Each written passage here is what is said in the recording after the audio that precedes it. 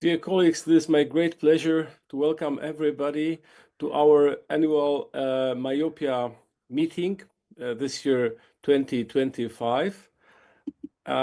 This meeting is organized by the Foundation for Ophthalmology Development, Ophthalmology 21, and the University of Varmia and Mazury. And we are very grateful to our sponsors, Essilor Luxottica, Santen, Polpharma, Foundation OHO, and the Polish company China. We have also several important media collaborators, and I would like to highlight the help and the collaboration with the magazine Ophthalmologist, journals, Journal of Personalized Medicine, Healthcare, Journal of Clinical Medicine, Polish very important medical portal Medycyna Praktyczna, Practical Medicine, and the Polish ophthalmic journal, the review of Polish Ophthalmology Review. We face a huge eruption in the interest in myopia in recent years, just before the meeting. So this is for today. I checked PubMed, how many publications can be identified in PubMed for myopia control. And you can see that there is a stable increase in recent years. However,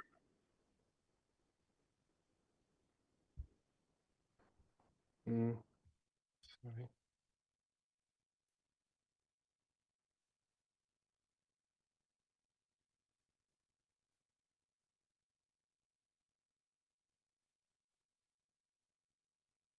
Jest? Widać? So again, a huge eruption in the interest that can be followed by the number of publications. This is for today, the number of articles on myopia control in PubMed, as you can see here. For last year, there were over 650 articles on myopia control, and only for half of this year, so this is for today, there were already over 400 articles. So we can expect, well, maybe not double, but a huge increase in the number of publications.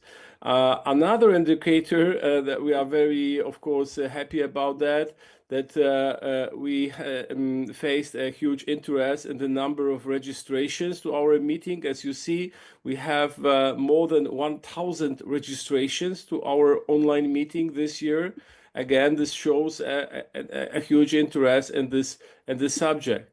Then many different ophthalmic journals, they prepare and publish special issues. Some of them you can see here that are devoted to myopia. As you can see, IOVS, this is one of the very recent issues in our IOVS.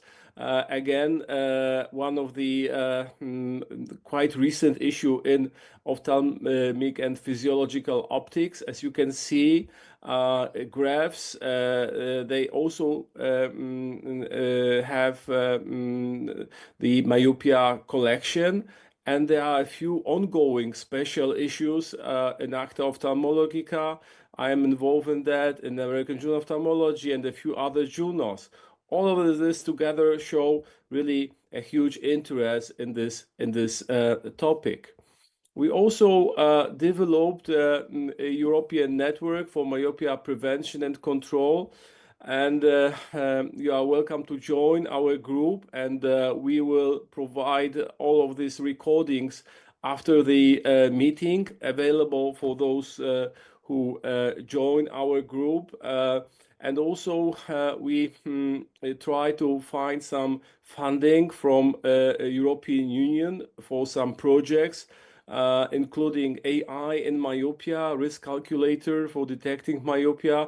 So certainly we will contact people who declare to their interest for this collaboration within our group. Let me now move to the program of our meeting today. As you can see here, our speakers from different parts of the world. The first session, the program of the first session will be shown on one of the next slides. Here is the session 2. This is the discussion with the European experts on the practice patterns. So program of the session, of the first session, hot topics in myopia in Europe. This will start with the presentation by Dr. Andre Rosario, Epidemiology of Myopia in Europe, that is mostly based on our recently published study in one of the Lancet journals on the same topic. Then Professor Karla Lanka will speak on low-dose atropine in Europe. Then Dr. Beata Tapasto from Hungary, she will speak on contact lenses in myopia control in Europe. And Professor Hakan Kaymak from Germany on eyeglasses in myopia control in Europe. Then we have two industry talks, one by Essilor, by Dr. Soros McCren, entitled Evidence-Based Myopia Management with Essilor Stellest, and the second by Marta Alvarez on In-Depth Knowledge of MyoExpert HD. And I will end this session with a talk on therapeutic options for myopia progression preventing with ready-made product of atropine 0.1%. Then, as I mentioned, the session 2 is a panel discussion about whom and how we want to treat based on European perspective. And here, as you see, we invited very experienced experts, European experts on this topic. Just to end, I would like also to inform you that we prepared 2 other meetings this year. Our group were both in November, as you see, one on case reports in ophthalmology and the second on presbyopia. If you would be interested to present any papers, you can please contact us and submit your interesting works. So now we can move to start the session number 1, please. Hello, my name is André Rosario and I'm professor and a researcher at Nova Medical School, Nova University of Lisbon in Portugal. In this presentation, I will present the findings of our recent systematic review and meta-analysis on myopia prevalence in Europe. Myopia is a growing public health issue. It results from axial elongation of the eye during childhood, and it is particularly prevalent in East and Southeast Asia.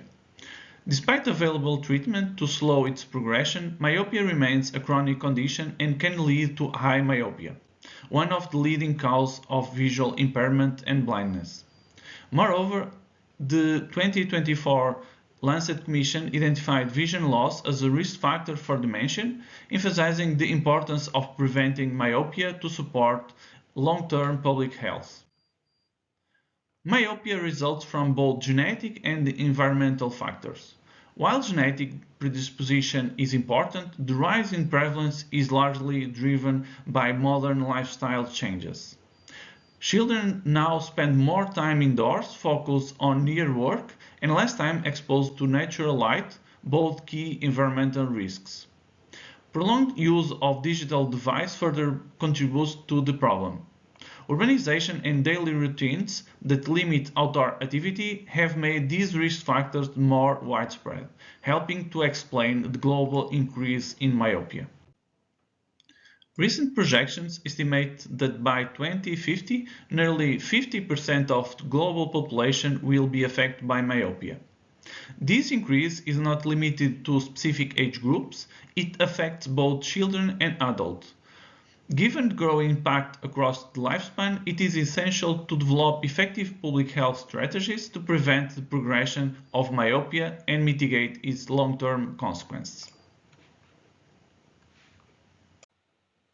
Myopia is increasingly recognized as a public health concern. In parts of Asia, prevalence reached 80% among adolescents, with high myopia affecting up to 20%. Given the associated risk of vision impairment, understanding prevalence in Europe is crucial, yet comprehensive data remains scarce. This study aimed to estimate the prevalence of myopia in Europe, both overall and by country. We also examined key factors including sex, age, region, diagnostic methods, and recruitment settings. This systematic review followed PRISMA and MOOS guidelines to ensure transparency and methodological rigor. The protocol was prospectively registered in Prospero. A preliminary Google Scholar search helped refine the key terms. We then searched PubMed, Scopus, and Web of Science without time or language restrictions, and screened reference lists to enhance completeness.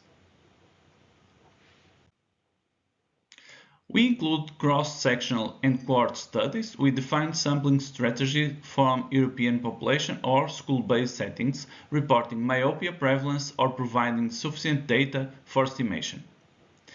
Eligible studies had to cover any age group within Europe and define myopia with clear refractive threshold. We excluded clinic-based studies, self-reports, registry data, and studies lacking sample size data. Further exclusions include those using visual acuity as proxy, involving non-generalizable or medical complex populations, or focusing on children receiving myopia control treatments. Two independent reviewers conduct study selection in two stages: initial screening of titles and abstracts, followed by full text assessment for eligibility. Disagreements were resolved by a third reviewer. Data extraction was performed independently by two reviewers using a predefined standardized form to ensure consistency and accuracy. Risk of bias was independently assessed by two reviewers using the Joanna Briggs Institute Critical Appraisal Checklist for prevalent studies. This 9-item tool evaluates study design, sampling, data analysis, and reporting quality. Disagreements were resolved through discussion until consensus was achieved. Meta-analyses were conducted in R using the meta package. Myopia was defined less than or equal to minus 0.5 diopters for myopia. Only two studies reported the prevalence of high myopia, both using cutoff of less than or equal to minus 5 diopters. To address potential heterogeneity, we applied a random effect model, with the variance estimated using the restricted maximum likelihood method. We used two robust approaches for modeling prevalence: the Freeman-Tukey double arc-cosine transformation and the generalized linear mix model. Confidence intervals were calculated using the Cooper-Pearson method. Heterogeneity was assessed using the chi-square test and the I-square statistic, with values above 50% or p-value below 0.1 indicating substantial heterogeneity. We also performed subgroup analysis, meta-regression, and tests for publication bias. The database search yielded a total of 2,074 records. After removing duplicates, the screening titles, and abstracts, we reviewed 72 full-text articles. For these, 29 publications corresponding to 22 unique studies met the inclusion criteria. In total, data were extracted from 128,012 participants across 14 European countries. All 22 studies met the criteria for appropriate sampling method for estimating prevalence. However, several studies did not clearly specify participant eligible criteria, reported low response rates, or did not report response rates at all. Additionally, 10 studies did not use cyclopedia to assess refractive error. 5 studies were conducted in urban areas, 1 in rural area, 6 in mixed settings, and 10 did not report the setting. Substantial within-country heterogeneity was observed, reflecting high variability in study results. The only exception was the Republic of Ireland, which showed no heterogeneity with an I-square value of 0. Most of the included studies were cross-sectional. Half of the studies were population-based, and the majority focused exclusively on children. Country-level analysis revealed substantial variation in myopia prevalence. The lowest rate was observed in Finland and the highest in Sweden. Intermediate prevalence was reported in Norway and the United Kingdom and also in Bulgaria. Study limitations include the frequent use of non-cyclopedic refraction, limiting comparability of myopia rates across population. Additionally, many studies lacked adequate description of study populations and settings and often failed to address or report low response rate. Subgroup analysis showed that studies using cyclopedic refraction reported lower myopia prevalence of 89%, compared to those using non-cyclopedic methods of 32%. However, substantial heterogeneity persists in both subgroups, indicating the influence of additional contributor factors. This table summarizes the subgroup analysis of demographic factors associated with myopia prevalence. Significant differences were observed across age groups. The highest prevalence occurred in participants aged 18 and older, while the lowest was found in children aged 6 and 11 years old. To further investigate factors influencing myopia prevalence, we conduct subgroup analysis restricted to studies using cyclopedic refraction. Children aged 6 to 11 years old show a lower prevalence of 5.5%, while those aged 12 to 17 had rates comparable to adults. Prevalence was higher in school-based studies, likely reflecting the inclusion of older children. Population-based studies tended to include older cohorts. No significant difference were found by sex, region, or recruitment setting, though urban areas show a higher prevalence than in rural or mixed settings. Importantly, limiting the analysis to studies from 2000 onwards reveal a significant increase in myopia prevalence over the past 2 decades. An exploratory analysis of pool data, stratified by age group and recruitment period, did not reveal a significant temporal trend in myopia prevalence. Among children and adolescents, prevalence remained stable across periods, with lower heterogeneity. However, these findings should be interpreted with caution due to limited sample size and the exploratory nature of the analysis. The funnel plot analysis showed asymmetry, which was confirmed by Eager and Peter tests. However, when the analysis was restricted to studies using cyclopedic refraction, no asymmetry was observed, suggesting that the asymmetry was due to non-cyclopedic studies. While publication bias is a common cause of asymmetry in funnel plot, other factors such as study design and potential overestimation due to study size may also contribute. We also performed a meta-regression which revealed no significant link between study size and myopia prevalence, indicating that study size did not significantly affect the results. Thus, the variability in prevalence is likely due to diagnostic method and age group, difference. Myopia prevalence in Europe is lower than in Asia, with a less pronounced increase that disappears after stratifying by cycloplegic refraction and age.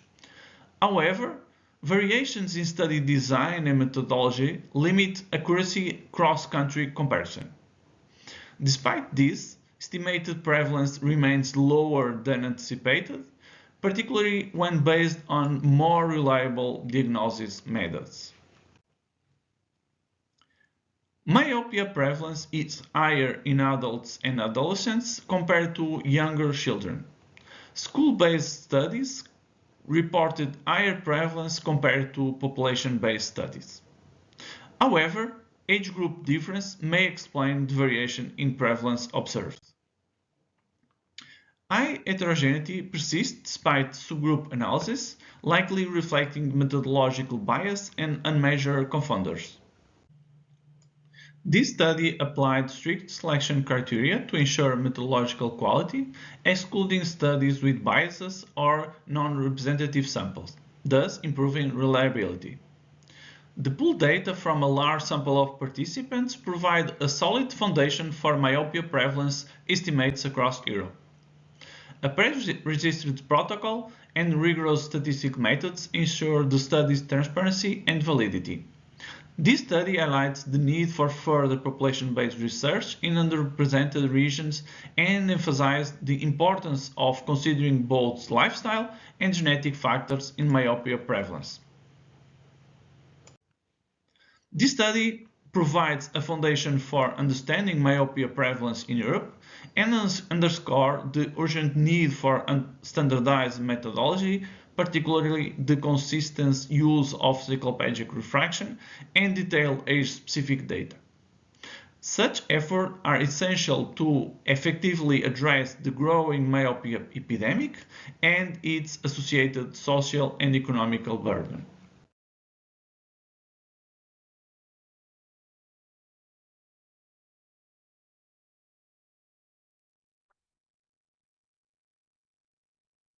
Good afternoon, everyone. It is my pleasure to be here today to speak about low-dose atropine in Europe. I want to thank you for the invitation to be here today to talk about this important topic that is bringing so much controversy nowadays.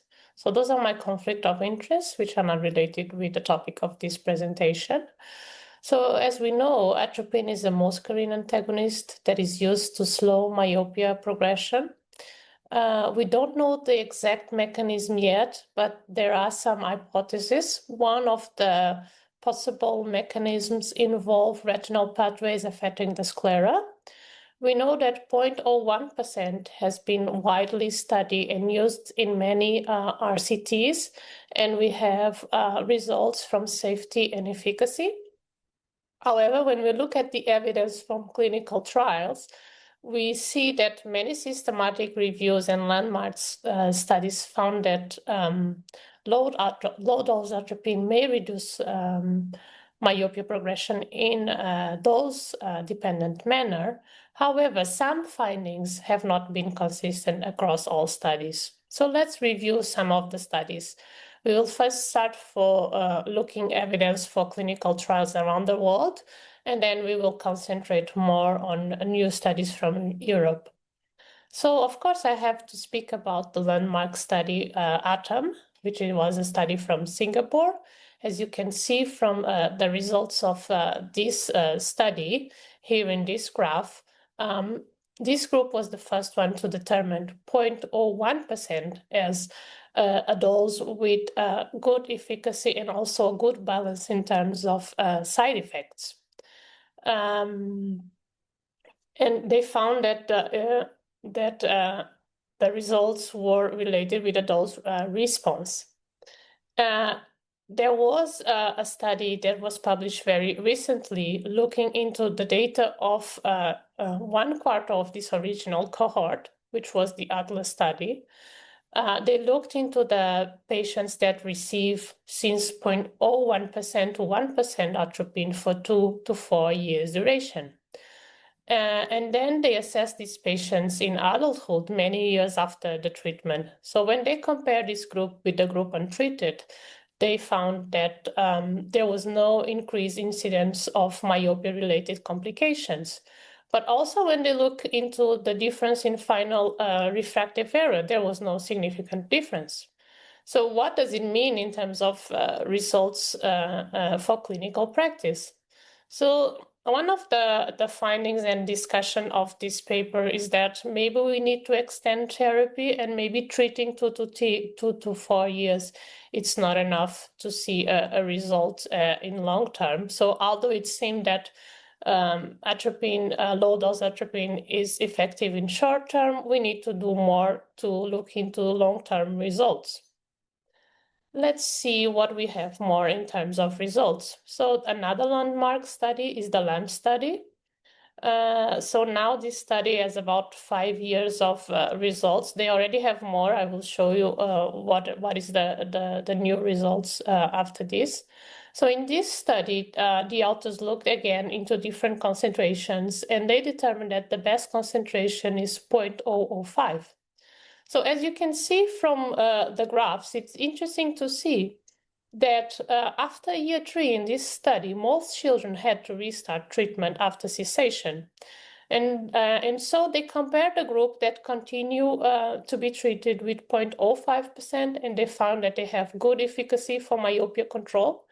But they also looked into the treatment that had to restart therapy with the same concentration, and as you can see, the results are similar. One of the takeaway message of this study is that we should reconsider retreatment if we see myopia progression after treatment cessation. As I said, there are new results from the LAMP study, and there was this abstract presented at ARVO 2025, and these are results from the 7-year study. So now the authors are looking into optimal treatment cessation strategy, which is very interesting and needed. So they compared two temper approaches, so two cessation approaches, stop approach and taper approach. And how do they did this? So in the stop group, they received 0.05% atropine for 1 year, and in a tapering group, they received the same dose but only for 6 months, and then they switched to 0.025% for another 6 months. Then they had a cessation phase, and during this cessation phase, all children stopped treatment, and then they monitored progression and AL. And they found that the taper approach seems to be better than the stop approach, although we need to see further results published from this study to have more information on treatment strategy and the results. And now let's see the results from the USA, the PEDIC study, which show that atropine treatment with 0.01% was not effective. So as you can see from these graphs, they found no differences or no significant differences between children treated and the placebo group. So there are many discussions about the reasons why the authors did not find a significant difference. Perhaps it was because during the data collection, children passed through the COVID period. There may be other reasons related with ethnicity compared to Asian, and also other unknown reasons, for example, the type of atropine used.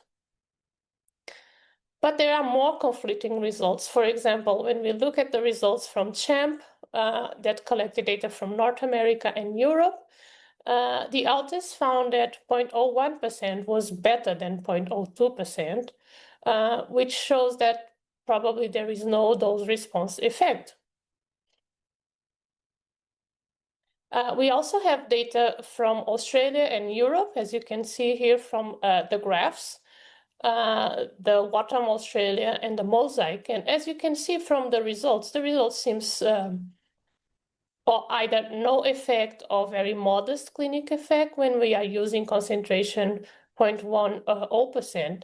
As you can see from the graphs, it seems that there is a decrease in the efficacy from 18 months to 24 months.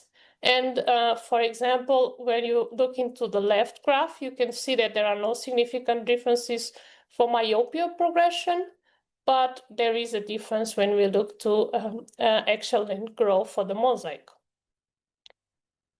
It's also interesting to see that for the mosaic, there's also a study showing what happened to choroidal thickness. And as you can see from these graphs, there is stable choroidal thickness in the group. There is taking atropine, but in the placebo group, there is a significant thinning. So the authors find that the CT changes were correlated with axial elongation and also SE progression. They also noted that there are ethnic differences. For example, they found significant effects in white children only. And why is this important? This is important because stable choroidal thickness may help to reduce the risk of myopic maculopathy, but more studies are necessary to confirm this hypothesis. I also wanted to show this study from Lithuania, where the authors found no significant different effect when using a concentration of 0.01% atropine. However, one of the interesting things from this study was that they found that the atropine group, initially, they experienced higher myopia progression, and then this progression decreased over 1 year.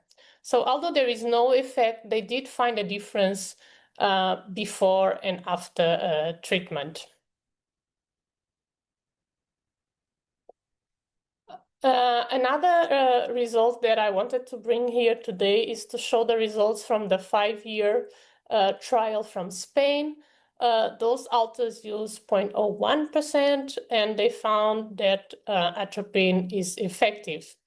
And they are doing it, and the study has 5 years. So does this mean that we need to extend therapy for a longer time period? This is maybe something that we cannot reply at this moment, and we need more studies. There are also new evidence from clinical trials in Europe and some studies from 2025. So I wanted to show you the results from the Danish atropine trial. As you can see, they tried a different approach. So they had a group with 0.1% loading dose for 6 months. And then they switched to 0.01% for 18 months. They compared this with a treated group only with 0.01% and a placebo group. As you can see from the results, there is no statistical differences between AL or SE. They also found that the loading dose showed more signs of rebound. And although at the end of the study, it seems that 0.01% showed a little bit more treatment response, but this difference was not statistically different.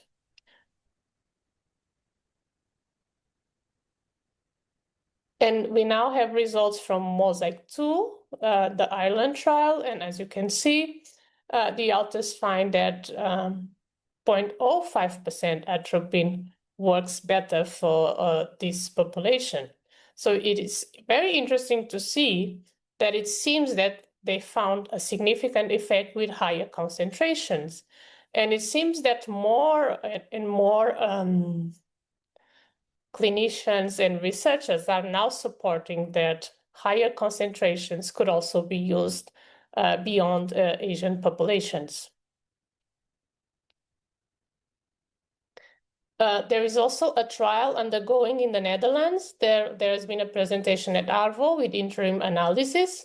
In this study, the group is using higher concentrations as well, comparing 0.5% with 0.05%. They found that they have good results in terms of SE and AL change. They also found that atropine is well tolerated over the 12 months.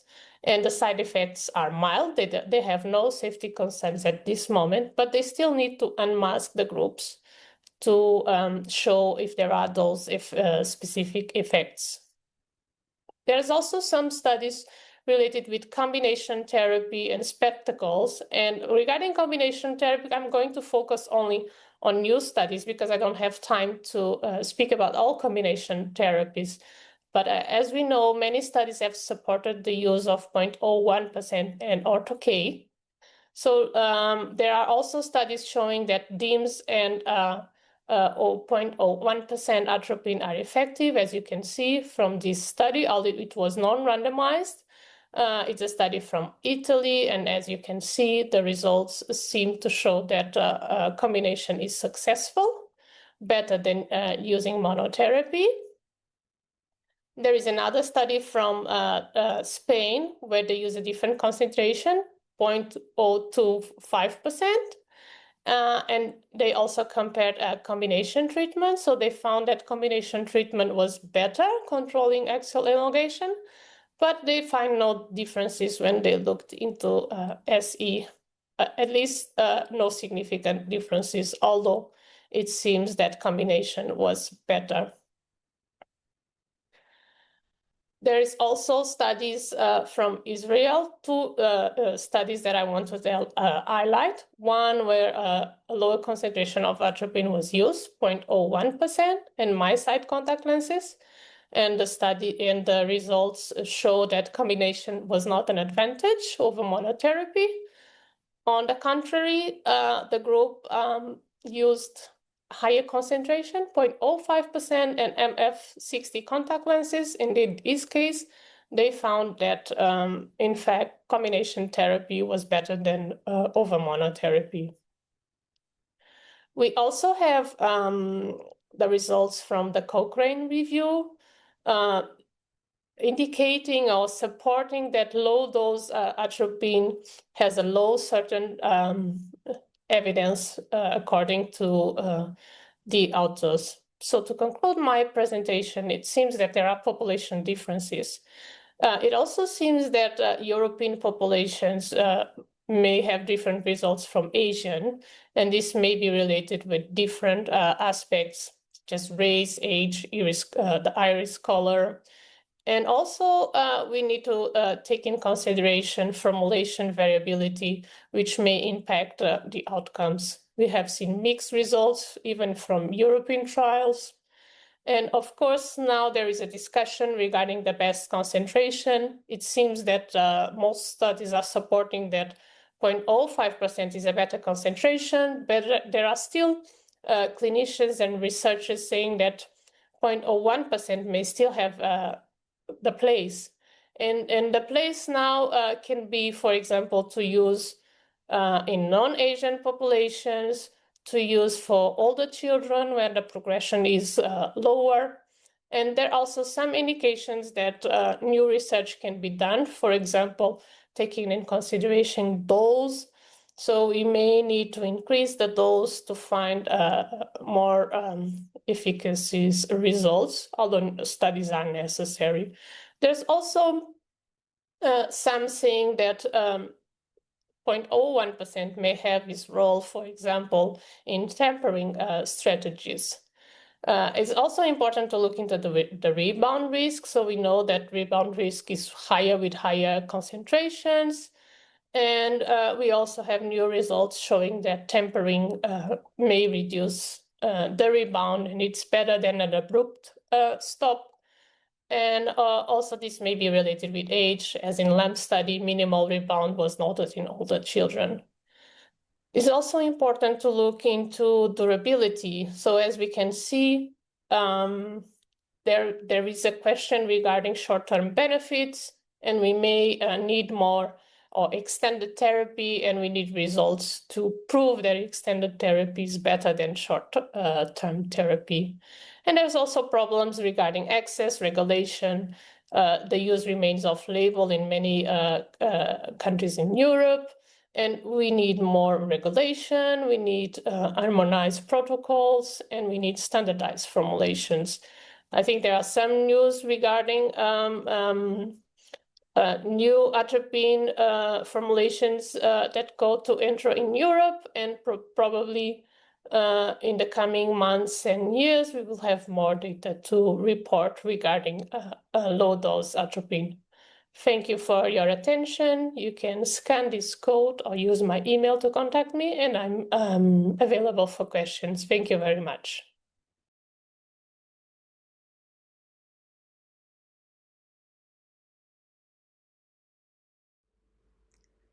Dear colleagues, I would like to thank for the invitation and warmly welcome all participants. We have already heard a lot about epidemiological data on myopia. But to me, the most alarming is based on a WHO report from 2019. According to this report, myopia is the most frequent eye condition, and there are 2.6 billion people affected. It even shows an increasing tendency. And this report revealed that pathological myopia is predicted to become the most common cause of irreversible vision impairment and blindness worldwide.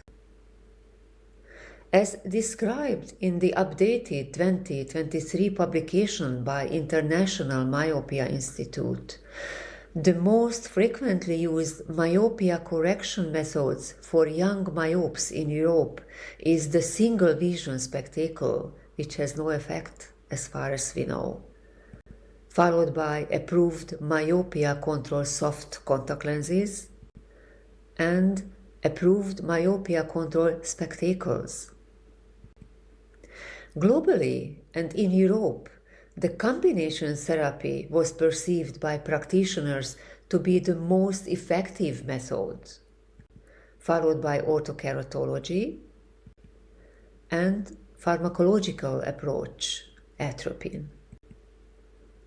Since my topic is contact lens, we need to focus on this specific intervention. It's important to balance the risk of wearing contact lenses with the risk of vision loss caused by high myopia later in life.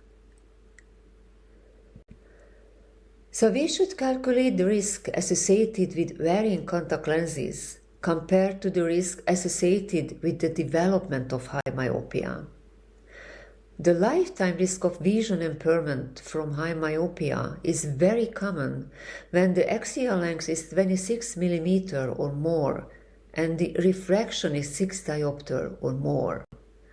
To compare, the lifetime risk of vision impairment from microbial keratitis in case of daily disposable is uncommon, and to use reusable soft, for example a monthly disposable, is uncommon, and to use orthokeratology is common but not very common, so it works to use all of contact lens modalities in longer eyeball. How can the ratio change below 26 mm or lower than 3 diopter? The risk of vision impairment from myopia is common compared to vision impairment from microbial keratitis. In case of daily disposable, it's the same the risk. To use monthly disposable, it's a higher risk, and to use ortho-K is a higher risk as well. So wearing daily disposable soft contact lenses is considered for children, as this is the least risky and therefore preferable. Let's place contact lenses among the different myopia control interventions. Interventions for controlling myopia can be optimization of lifestyle circumstances, can be optical devices such as spectacle lenses, contact lenses, including orthokeratology, can be pharmacological approaches, from which atropine is the most important, and surgical interventions for high myopia. At present, the attention is focused mainly on cross-linking. And we can combine these different therapies.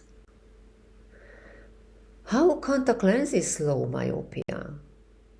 To examine the pathomechanism of contact lenses, changes in peripheral retinal defocus and aberrations, especially spherical aberration and vertical coma, may be responsible for the reduced myopia progression. Don't forget about choroidal role in myopia. Myopic defocus makes the choroid thicker. Hyperopic defocus makes it thinner. A thin choroid is linked to faster eye growth and more severe myopia, while a thicker choroid is associated with slower eye growth. Based on these findings, we can assume that choroid is a biomarker, so new interventions can be tested by checking choroidal thickening shortly after application. If the choroid thickens within a short period, the treatment may be effective. Let's move on to contact lens options for myopia control. We can use conventional multifocal soft contact lens. We have to use concentric ring design because it shows better control over axial elongation. We have to use distance center design because it causes positive spherical aberrations. We have to use maximum add without causing blur at a distance because blur can limit the efficacy of the treatment. This multifocal soft contact lenses has 38% reduction effect. They has no rebound effect, but the use is off-label. Better to choose anti-myopia soft contact lenses. There are different technology. For example, dual focus, which has 52% reduction effect. The therapeutic zone is in 5 millimeters. It will be important later. The use is on-label and there is no rebound. Another technology is the extended depth of focus technology, which based on higher order optical aberrations. This novel center for near design with peripheral zones with full or overcorrection to ensure the good distant vision. It creates myopic defocus and the reduction efficacy is between 20 to 50%. Let's move on orthokeratology. To use regular orthokeratology, the convex power is equal to the degree of corrected myopia. For example, in case of 4 diopter refractive error, the myopic shift on the peripheral retina is 4 diopter. The higher the plus power inside the pupil, the more the relative peripheral myopic shift and better the myopia control effect.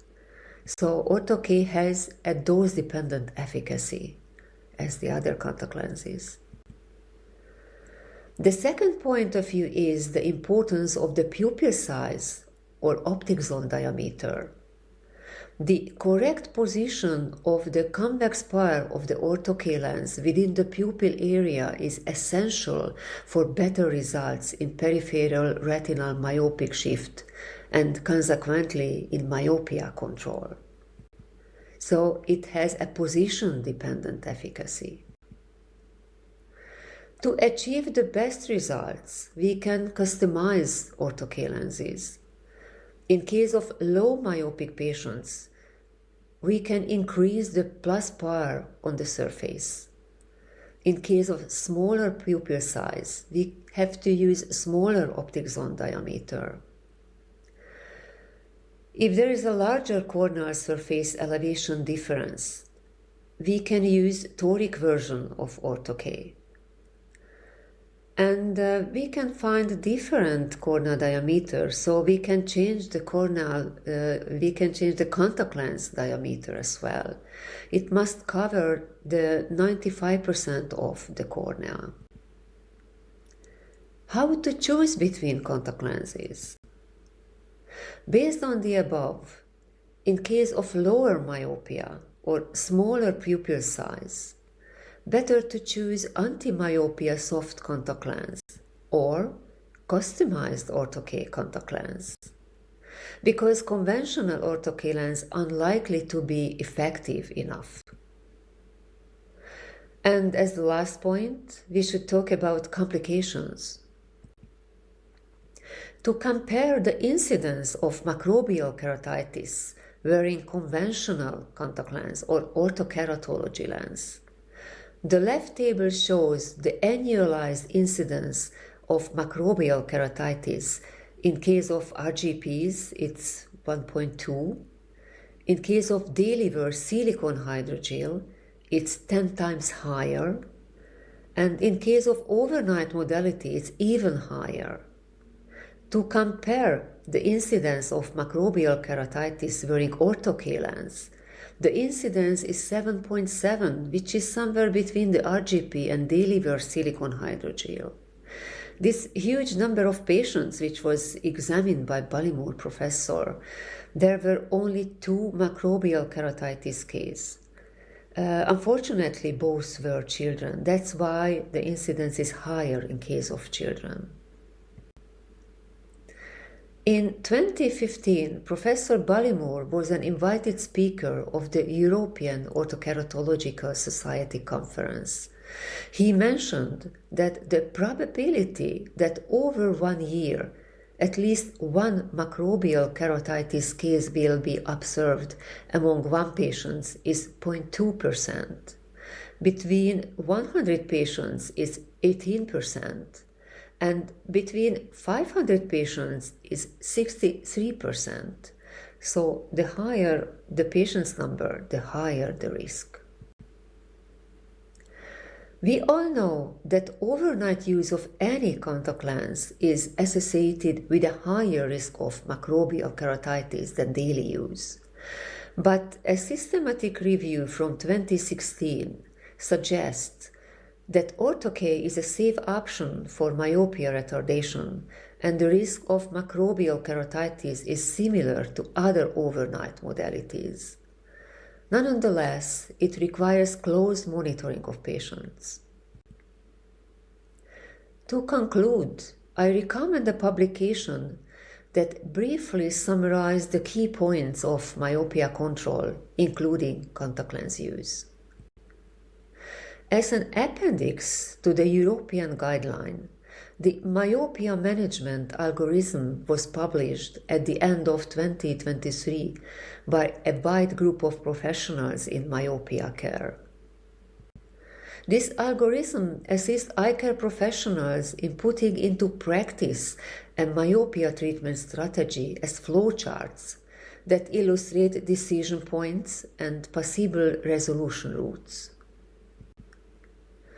This flowchart shows step by step when and which contact lens option to choose. I hope this chart helps your decision in daily practice. Thank you for your attention.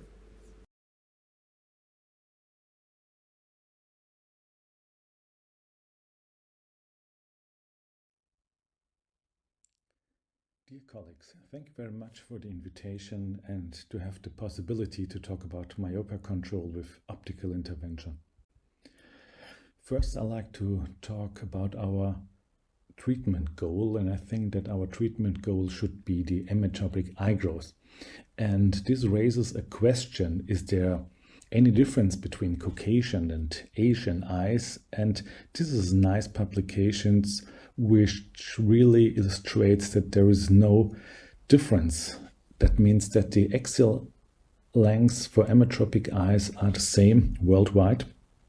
And even when we go back 200 years, we see that we found the same amount of axial lengths in emmetropic eyes. Here you see another publication that there is really no difference in the emmetropic eye growth in East Asians and non-East Asians eyes. So we have now this physiological axial length growth pattern, and I think this should be our treatment goal. And this is what we proposed 4 years ago, also to prove the effectiveness of myopia control or myopia treatments.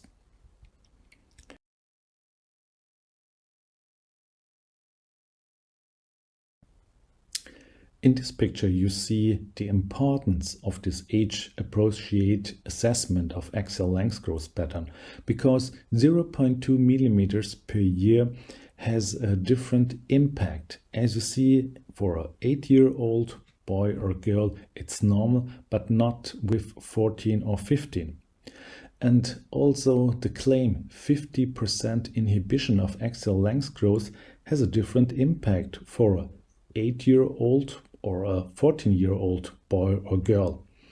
Because even with 50% inhibition, sometimes it's not possible to reach ametropic growth, and on the other hand, it's normal with a 14-year-old boy or girl. So it depends on the treatment naive patients and what it means to have a 50% of inhibition. This is what we published several years ago. And now for the therapy options, you see we have the pharmacological and the optical treatment, and I want to talk about the spectacle lenses. The question is why optical interventions are possible. Well, we know from animal models that the growth signals of the peripheral retina is also important. And when we just have a correction of myopia, then we have a sharp image on the macula. But in the periphery, we have a hyperopic defocus, which seems to have a stimulation for axial length growth. So we really don't know what really matters. It's just the contrast, or we don't know it, but we know that it works. So the logical consequence was to establish classes with a near addition with small lenslets with a near addition of 3.5 diopters, which are just modifying the contrast. But it's not a near addition like with reading glasses, so it's not possible to look through these lenses and read when you are a pseudophakic or have a pseudophakic eye. The positive thing about these lenses are that you can't see these small lenslets. That means that for compliant, for children, it's really comfortable. So we have other companies like Essilor with the high aspherical lensset with a central full correction and with these 11 concentric rings with these aspherical micro lenses. So the idea is just to take the focus from behind the peripheral retina in front of the retina in the periphery. And that's the same for size with the myocare lenses. You see you have here the cylindrical annular refractive elements, but it's the same more or less that you just try to get the focus from behind the retina in front of the retina just to have a stop signal for the myopia progression. Then this is another idea. These are lenses with the dot technology, that means with diffusion optics technology, and here you have a central full correction of approximately 4 millimeters, and outside this treatment zone we have this randomized lasered dance, so the light is scatters, not the focus, it just scatters, so that reduces the image of the contrast in the periphery. And the hypothesis is that this high contrast signaling between the cones in the retina stimulates axial elongation. That means that when you are having a contrast reduction on the retina and a reduction of the firing rate could inhibit the axial length growth. So this is another idea, but it's less or more the same if you just have this diffusion optics or just to reduce it with your near addition of 3.5 diopters. So this was for us the reason why we just want to look for the contrast reduction with those lenses in the peripheral retina. So we do study where we just look for the contrast sensitivity, for the retinal sensitivity with the microperimetry. You know, the microperimetry is important when you are looking for the contrast sensitivity in the macula. So we just put the lenses in front of the eye and look for these shadows of the different myopia controlling lenses, and then just measure the retinal sensitivity in these zones with the contrast modulation and outside these zones. So you can see here the comparison of the central free zones, and there are no significant difference when you look for the retinal sensitivity in the fovea. I think this is very important. And when you look for the central sensitivity outside the fovea, that means in these zones where you have these shadows or the retinal modulation, there were also no significance between the Stellest, the MyoSmart or the MyoCare lenses, but there was a difference between the single vision lens and the dot lens. And when we just want to have a feeling how much reduction is this, then we can say, well, this is between a Bangata foil with the visual acuity of 0.8 and a single vision lens. So the contrast reduction is not that much what we thought that it could be. So you see that more or less there are a little bit of contrast modulation in the peripheral retina. Now we want to show you how can we compare it, or what are the best spectacle lenses. Well, it's very hard to compare all this therapy options. The reason why it's so difficult is the lack of consistent inclusion criteria in all the myopia studies. As you can see here, that the inclusion of the age ranges between 2 and 8 years. And also there is a lack of consistent inclusion criteria on the refraction.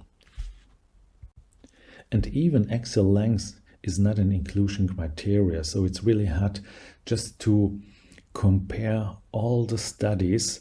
And as I showed you that the 50% of inhibition could have a different clinical impact on your result. But even with this assumption, I just want to share with you the study results. And these are the comparison of the different treatment options for myopia spectacle lenses with the studies. And you see that with the MyoSmart glasses, you are in the green zone. With the dot, in the first year, you are in the green zone. And with the Hull lenses, also in the first year, you are in the green zone. So it's really possible to hit and to achieve the treatment goal, ametropic eye growth, with these optical interventions. The question is why the results in the second year are not that good, what we could expect. Well, it was in the time of COVID, this could be a problem. Adaptation of the optical interventions could be a reason. So we have really to find it out, and there should be studies with a longer treatment, but that means that we also have to have the treatment or patients without a treatment, just to show that there is a really benefit of the optical interventions. But what we can see here is really that it's possible to achieve ametropic eye growth with the optical interventions of myopia control. And for the comparison of the different treatment options, it's important to see what about contact lenses and what about atropine. And as you can see here, that the best option with atropine is 0.05%. Then you will get nearly to ametropic eye growth. And with the contact lenses, then it's more with the high addition, near addition contact lenses, you're on the green zone. That means if you choose atropine, then I think it's good to use 0.05%. I want to just to finish my talk with this. Protocol was published, I think, 2 days ago, and you can see here the protocol how to do the myopia management, and the first choice is also the optical interventions with the MyoSmart, with the Stellest, and with the MyoCare lenses. And our approach is that when I'm always doing the cycloplegic refraction at the first visit, then the classification of the axial length, is there is a myopia depending on axial length or not. So this is the indication for the treatment if I have an axial myopia. And then in the follow-up visit, I do this monitoring of axial length growth regarding to the treatment goal. And when I'm in the red zone, then I just prefer do a combination. So it's possible when you have this treatment goal, the ametropic goal, then you can just adjust in case of the myopic growth your treatment.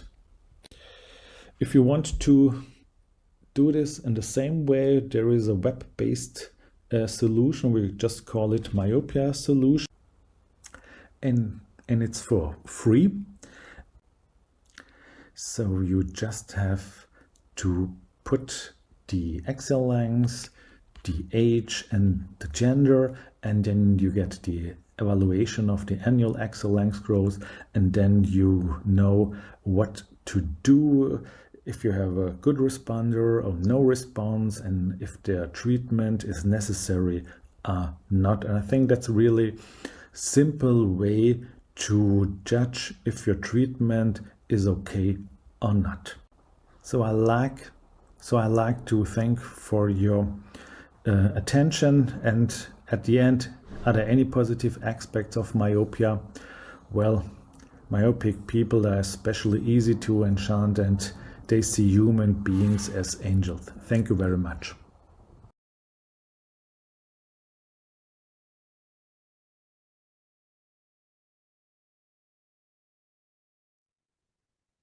Good afternoon, everyone. My name is Saoirse McCrann, and I'm a Global Medical Advisor for Myopia at EssilorLuxottica. It's a pleasure to be here today to present on evidence-based myopia management with Essilor Stellest lenses. First of all, just a quick note on copyright. This presentation contains information on assets owned by Essilor, and it's intended only for the designated audience. So without Essilor's permission, no part of the content may be used, modified, shared, or copied. Also, please keep in mind that this is an educational slide deck, not to be used for any marketing or promotional purposes. The presentation will begin with a recap of the Essilor Stellest lens design and the results from the 2-year randomized clinical trial. I will then share clinical evidence beyond year 2, with a particular focus on our most recent 6-year data. We'll also explore the latest research on potentially delaying the onset of myopia, with a focus on Essilor Stellest lenses plano pair. Let's begin with an overview of the Essilor Stellest lens design, which I'll walk you through now. Essilor Stellest lenses provide myopia correction through a single vision zone and control of myopia progression via the highly aspherical lenslet zone. The result is a volume of non-focused light.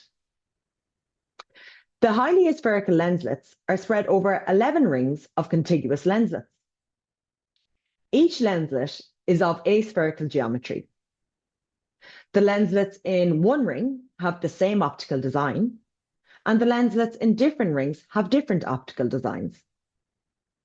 This results in a volume of slowdown signal in front of the retina and following its shape. The highly aspherical lenslet zone covers 40% of the lens surface, and this means there is a myopia control progression function in all gaze directions. Now that we've reviewed the lens design, I'll move on to the clinical evidence for the Essilor Stellest lens over 6 years, starting with a summary of the 2-year randomized clinical trial.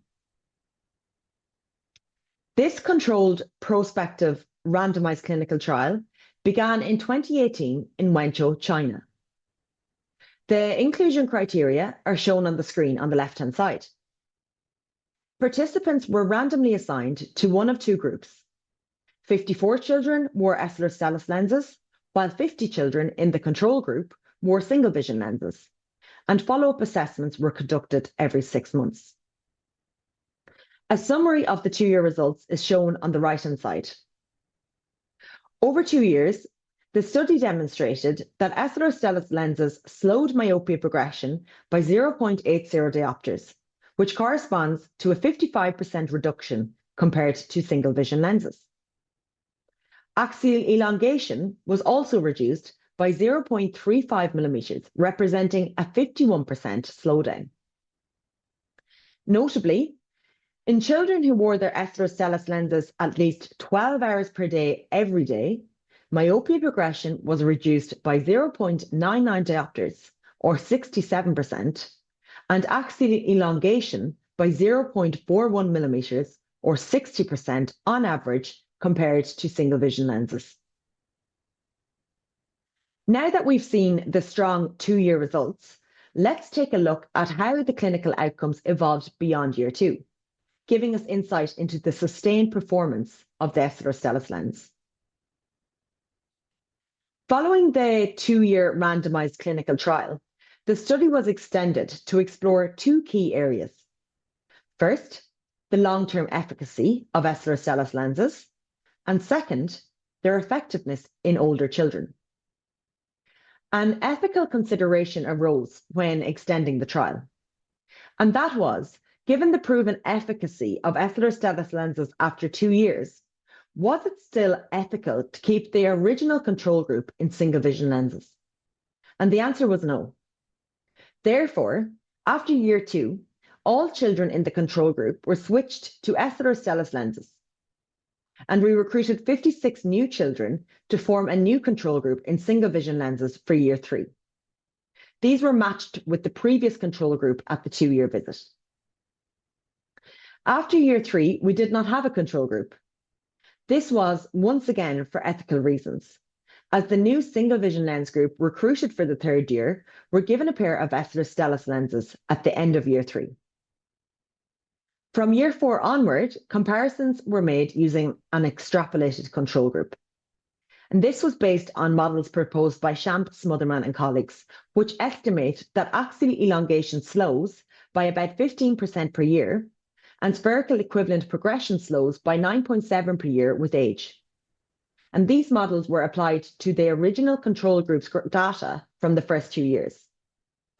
And these models could be valid options for avoiding placebo control groups if prior change in axial length and spherical equivalent refraction are available. At the top of each year shown here, you can see the cumulative slowdown in spherical equivalent and axial elongation in the Essilor Stellest lens group compared to the control or extrapolated control group. The study maintained a strong 72% participation rate over the 6 years, which reinforces the reliability of the findings. Building on the 2-year outcomes that I've already presented, we can see that over 3 years, Essilor Stellest lenses slowed myopia progression by a total of 1.06 diopters and axial elongation by 0.49 millimeters on average. By year 5, this cumulative slowdown reached 1.75 diopters and 0.72 millimeters compared to the extrapolated control group. You'll also notice the year 6 results are shown here, which represent the most recent data from the study. And I'll walk you through those findings in more detail in the next slide. The 42 children who completed the 6th-year follow-up were now aged 14 to 19 years. In the 6th year, there was a slower change in spherical equivalent refraction with Essilor Stellis lenses compared to the extrapolated control group. Over 6 years, Essilor Stellis lenses slowed myopia progression by 1.95 diopters on average for all subjects compared to the extrapolated control group. This shows that efficacy was sustained over a 6-year period. Correspondingly, the lenses slowed axial elongation by an average of 0.81 millimeters over 6 years compared to the extrapolated control group, demonstrating sustained efficacy in controlling axial growth. Therefore, these results show that Essilor Stellis lenses were effective in slowing down myopia progression and axial elongation over 6 years, with sustained efficacy in children and in teenagers and young adults up to 19 years old. Now that we've reviewed the 6-year results, let's take a look at other key clinical insights relating to the performance of the Essilor Stellis lens, including analysis of long-term outcomes and findings from additional studies. So after the 1st and 2nd year, the eye growth of 9 out of 10 children wearing Essilor Stellis lenses full-time was found to be similar or slower than non-myopic children. And building on this, over 5 years, Essilor Stellis lenses saved the equivalent of 3 years of myopia progression and axial elongation on average. And these findings were published by Lee, Bullimore and colleagues in 2025. The same publication reported that after 5 years, only 9% of children wearing Essilor Stellis lenses developed high myopia, compared to 38% in the single vision lens group. In addition, a crossover study involving 119 Vietnamese children between the ages of 7 and 13 confirmed that Essilor Stellis lenses slow myopia progression. And the study also found no evidence suggesting a rebound effect in myopia progression when participants were switched from wearing Essilor Stellis lenses to wearing single vision lenses. Lastly, in terms of adapting to Essilor Stellis lenses, Year 1 results from the Essilor Stellis lens 2-year clinical trial demonstrated that all children adapted to wearing the lenses within 1 week after first dispensing, and over 90% of children adapted within 3 days after first dispensing. Furthermore, Essilor Stellis lenses are considered among the most effective options for slowing myopia progression in children. This slide highlights the key findings from a 2025 systematic review and network meta-analysis on myopia control interventions. The review included 74 studies, covering over 12,000 children aged 6 to 18 years, and notably 70% of the studies were conducted in Asian populations. Out of the 74 studies, 71 reported axial length data after 1 year of treatment, providing a robust basis for comparison. And among the interventions studied, the most effective for slowing axial elongation were low-level red light therapy, orthokeratology, atropine 1%, and spectacle lenses with highly aspherical lenslets, otherwise known as the Essilor Stellis lens. So now we know that Essilor Stellis lenses have shown sustained effectiveness over 6 years, and are now recognised among the most effective interventions for myopia management. With this in mind, let's shift our focus to an earlier stage of intervention, identifying and managing children at risk of developing myopia. In this next section, we'll look at how Essilor Stellis lenses plano pair can potentially help delay the onset of myopia. We know that myopia is becoming more prevalent, and children are developing the condition at younger ages. The earlier a child becomes myopic, the faster their myopia tends to progress, increasing the risk of developing high myopia later in life. And while no degree of myopia is entirely without risk, higher levels, typically greater than -5 to -6 diopters, are associated with a significantly greater likelihood of ocular complications that can lead to visual impairment. A key publication by Bullimore and Brennan highlighted that each year of additional onset is linked to approximately 0.75 to -1 diopters of additional final myopia, and that delaying the onset of myopia by just 1 year could reduce final myopia by 0.75 diopters or more, equivalent to 2 to 3 years of effective myopia control.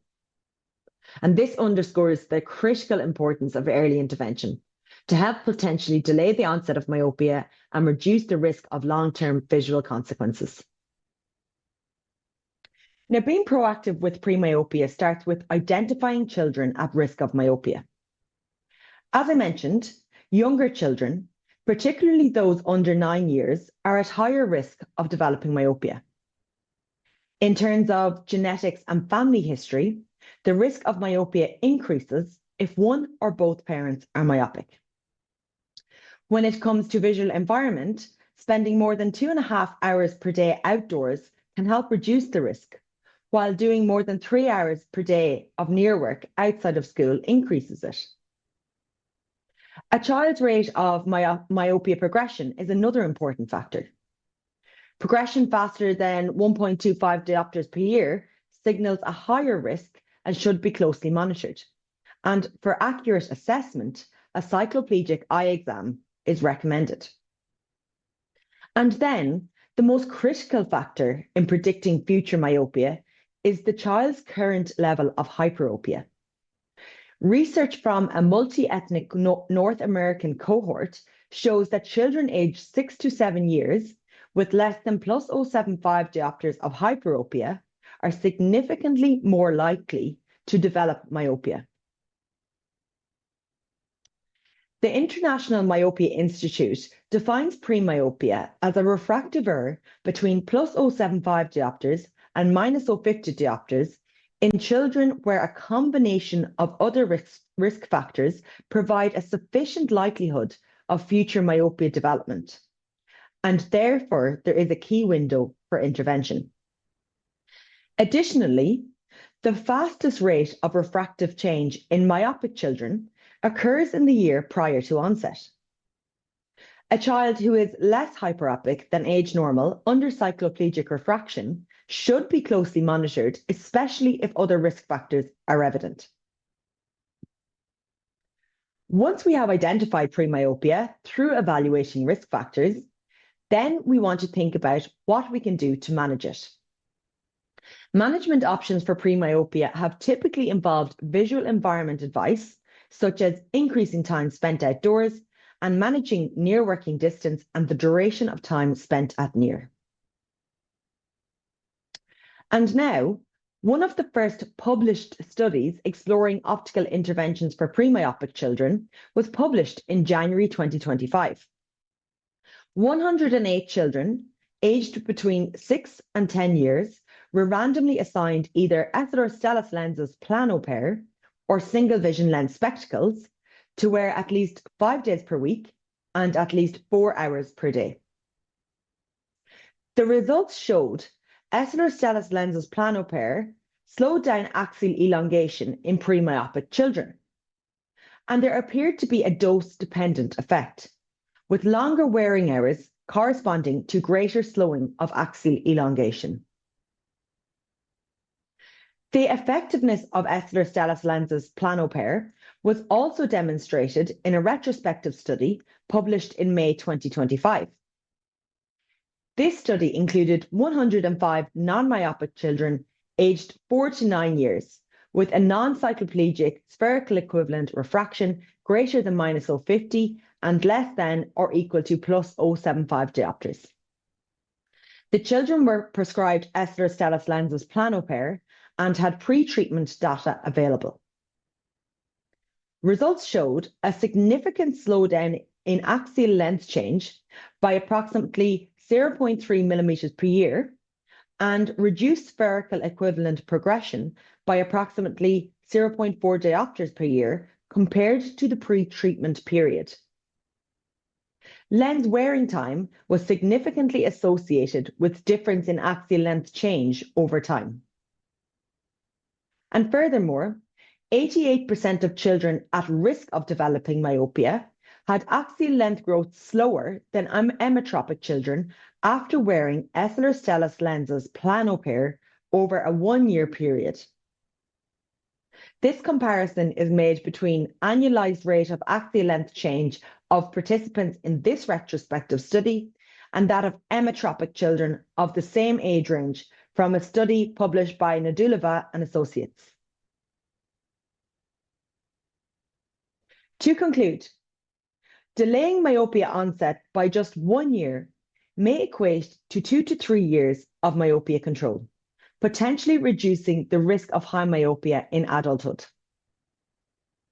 Essilor Stellis lenses plano pair have been shown to slow axial elongation in pre-myopic children, potentially helping to delay the onset of myopia.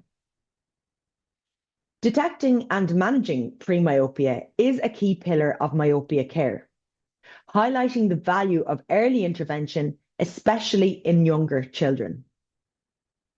At the same time, Essilor Stellis lenses have demonstrated efficacy in slowing myopia progression in older children and teenagers up to 19 years of age, with sustained results over 6 years. I thank you for your attention.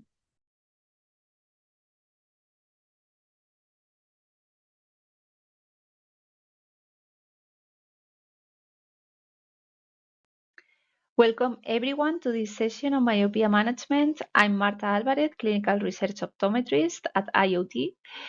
And over the past few years, I have been involved as an examiner in several clinical trials with ophthalmic lenses designed to slow down myopia progression in children. I'd like to start by thanking the organizers of this conference for the kind invitation.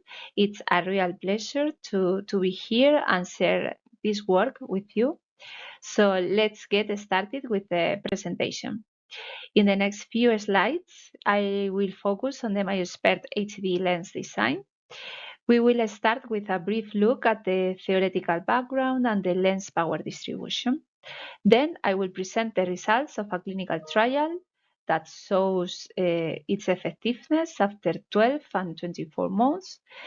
This is particularly relevant because it's the first double-blind randomized study conducted in European children. Next, I will explain what makes MyoSpert HD unique. And finally, I will highlight the scientific papers we have published the last and this year on this lens. Let's begin with the theoretical background behind the MyoSpert HD lens design. It's based on two key principles. The first one is the peripheral positive defocus, and the second one is the asymmetric defocus. Several studies suggest that peripheral refractive error plays a role in eye growth. In particular, peripheral hyperopic defocus may stimulate axial elongation and contribute to myopia progression. In myopic eyes, the central image focuses in front of the retina. Standard single vision lenses correct this by moving the central image onto the retina, but they also cause peripheral images to fall behind the retina, which can promote eye growth. That's why MyoSpert HD are designed to correct central vision while creating a myopic defocus in the periphery, shifting those peripheral images in front of the retina to help slow down eye growth. It is also well known that myopic eyes tend to be anatomically asymmetric. There are differences between the nasal and temporal retina in terms of structure, peripheral refraction, and axial length growth. Some researchers believe that the retina's sensitivity to defocus might vary between these two areas, possibly making the nasal retina more influential in regulating eye growth. Based on these theoretical principles, IoT has developed a lens to help manage myopia progression. It features an asymmetric positive power distribution that induces myopic defocus, aligned with the natural structure of the retina. This figure shows the power map of the MyoSpert HD lens. It has a central vision area with a steady refraction and no blur, around 7 millimeters wide horizontally. Surrounded this area, there is a peripheral zone with progressively increasing positive power, slightly higher on the temporal side. This creates more defocus on the nasal retina, where growth control is thought to be more effective. Along the horizontal meridian, the addition increases gradually from the center to the periphery in an asymmetric way. On the nasal side of the lens, the addition reaches plus 1.50 diopters at 25 millimeters, targeting the temporal retina. On the temporal side, it reaches plus 1.80 diopters at the same distance, inducing a stronger defocus on the nasal retina. The lens also includes additional positive power in the lower area up to plus 2 diopters, which enhances the overall treatment area while maintaining good usability for near tasks. The effectiveness of this lens design in slowing axial elongation has been evaluated in a randomized controlled trial carried out in a European population. In the next few slides, I'll walk you through the study's methodology, key results, and conclusions. This is a prospective, randomized, controlled, double-blind clinical trial conducted by the European University of Madrid. It follows the recommendations of the International Myopia Institute and was carried out in a Spanish pediatric population. The study includes two groups, a control group wearing standard single vision lenses and a treatment group fitted with the MyoSpert HD lens. The full duration of the study is 3 years. And today I will present the results obtained after 12 and 24 months of follow-up. We expect to complete the 3-year data collection by the end of this year. In this slide, you can see the enrollment flowchart. The final sample comprises 83 children, 42 of them belong to the control group and 41 of the treatment group. 9 children dropped out of the trial. The causes were lack of compliance, change of treatment, address change, visit unattendance, and parent decision.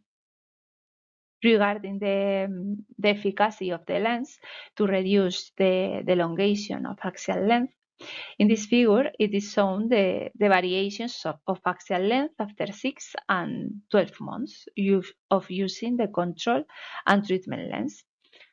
Specifically, it was shown that the axial length growth was 39% lower in the group of children wearing MyoSpert HD in comparison with the control group. Our results differ significantly from studies done in Asiatic population. In this table, you can see the efficacy of different lenses currently in the market that have been tested in different populations. First, you can see that the increase of axial length in Asiatic population is considerably higher than in non-Asian population. If you see the control group, all of them wearing a standard single vision lens, the increase of the axial length after 1 year is always over 0.30 millimeters in studies done in China. However, in studies done in Europe, the increase is much lower, being close to 0.20 millimeters. On the other hand, the efficacy of myopia management lenses also seems to be affected by the region. In fact, when comparing the efficacy of solutions available in the market that have been tested both in Asian and non-Asiatic populations, it can be seen that the reduction of axial elongation is considerably higher in Chinese studies. So, from our point of view, it is evident the importance of testing myosphere HD in a European population. Regarding data after 2 years of follow-up, as I mentioned before, this study was initially planned to follow children for 1 year of treatment. But after seeing the positive results, we decided to extend the follow-up to 3 years. So there were 12 children that had started other new treatment after 1 year that could not continue with the study. So from the remaining participants, we had only 2 dropouts. One was discarded because lack of cooperation, and the other changed their residence, and it was not possible to attend to the follow-up visits. So the final sample comprised a total of 34 children in the control group and 35 children in the treatment group. In this graphic, you can see how was the axial elongation for these participants. As you know, higher increase of axial length represents a higher myopia progression. The black line represents the axial length growth for the control group, wearing single vision, and in yellow, the axial length growth for myosphere HD. You can see that for the myosphere HD, the progression was lower. Specifically, this lens is able to reduce the axial length growth by 29% in comparison with the control group. Now let's discuss a little bit more the relevance of this data in comparison with other solutions tested in European population. Unfortunately, in addition to this clinical trial testing myosphere HD, there are not any other randomized clinical trial in Europe assessing the efficacy of any other myopia control spectacle lenses. However, there are a few observational studies done in European countries in which it has been analyzed how children wearing myopia management spectacle increase their axial length elongation after 1 and 2 years of follow-up. In this picture and table, you can see how is the behavior of children wearing myosphere HD in comparison with other solutions. You can see that axial length elongation after 1 and 2 years is comparable or even lower than other solutions currently available in the market. As I mentioned before, to compare the efficacy of myosphere HD with other solutions in the market is complicated due to the lack of randomized clinical studies done in Europe. However, in order to get an estimation, we have used a virtual control group. This virtual control group is calculated using a published and validated model of axial elongation in non-Asiatic myopic children. Using this model, we can estimate what the growth would have been considering the mean age of the children. For example, in our study, whose children treated with myosphere HD had a mean age of 10.4 years.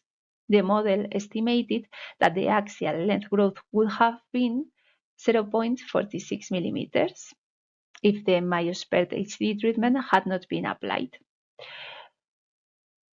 Calculating it for the available published studies testing different myopia management spectacles in Europe, we can have a common virtual control group for all the studies in which, as expected, a higher axial length growth is obtained for those samples in which children are younger than in those studies in which children are older.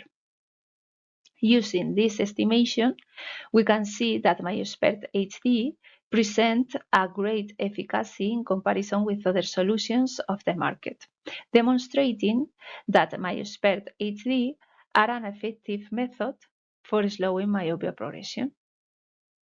It is worth to mention that the use of virtual control groups is becoming more common every day because today it is considered non-ethical to provide children with standard glasses when it has been proven that there are solutions in the market that reduce the progression of myopia.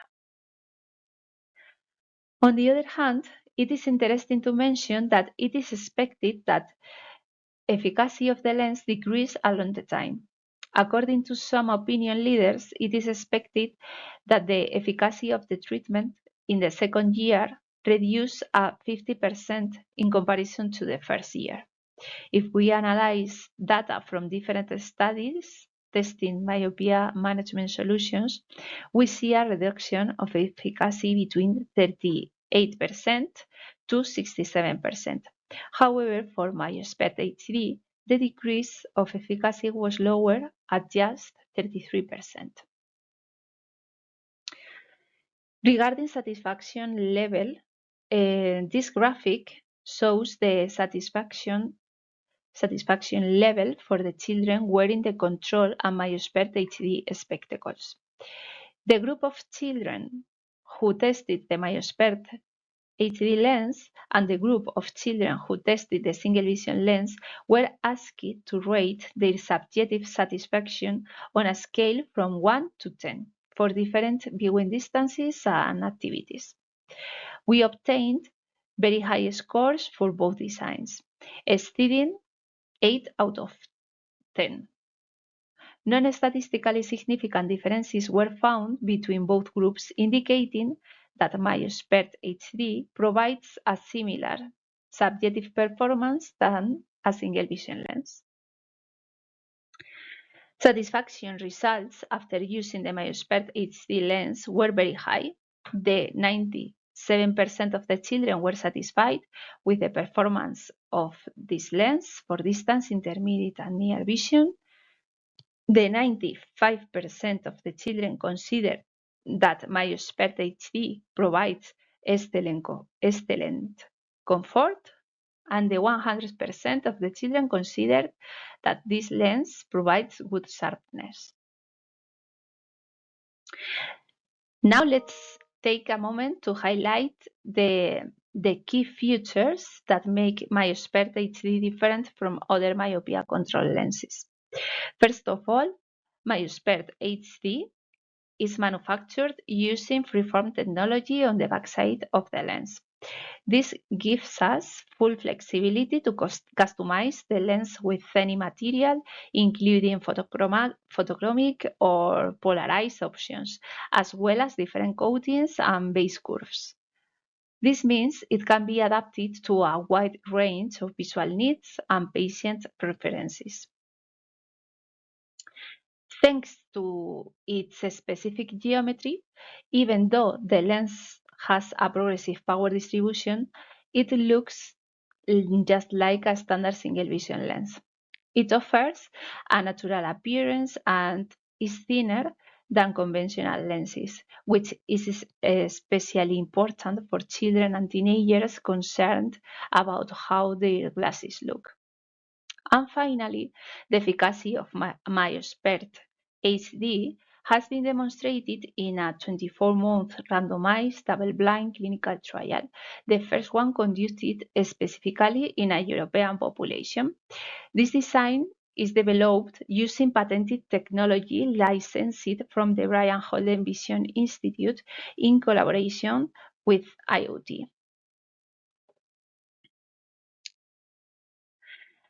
During 2024 and this year, 2025, we have actively contributed to the scientific community by sharing the results of our research on MyoSpert HD. We published 2 peer-reviewed articles in the journal Children presenting the efficacy outcomes at 12 and 24 months. In addition, we have presented several posters at both European and international conferences, helping to raise awareness about the benefits of this lens design in the field of myopia management.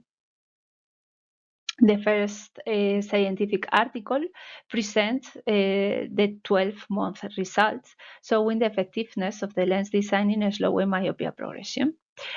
The second article includes the 24-month data and confirms the sustained efficacy of the lens over time in a European population. Last year, we participated in the European Academy of Optometry and Optics in Helsinki. We presented two posters. One of them explored how the lens affects accommodative and binocular function, and the other evaluated children's subjective experience while wearing the lens. We also attended the International Myopia Conference, where we shared two additional studies. One analyzed how the size of the frame can influence treatment efficacy, and the other examined how screen time might impact the effectiveness of MyoSpert HD in children. More recently, at the ARVO conference, we presented two posters focused on visual behavior. Both used eye tracking technology to study how children move their eyes when wearing the lens and how they adapt to the asymmetric design over time. To conclude, I would like to mention that at IoT's Clinical Research Department, we are continuously investigating and evaluating our products. All the scientific articles and posters I have mentioned today are the results of this ongoing work. And if you are interested, we will be happy to share them with you. Just let us know. It's been a pleasure to share with you the design, clinical evidence, and scientific communication efforts behind MyoSpert HD lens. I hope this presentation was insightful and will be happy to answer any questions you may have. Thank you so much for your attention. Dear colleagues, now this is my turn to speak on therapeutic options for myopia progression control with atropine 0.01%. But I would like to remind you that you can put your questions on the chat to every presentation that was already delivered. I'm not sure if all speakers will be with us, but some of them are. Here are my financial disclosures.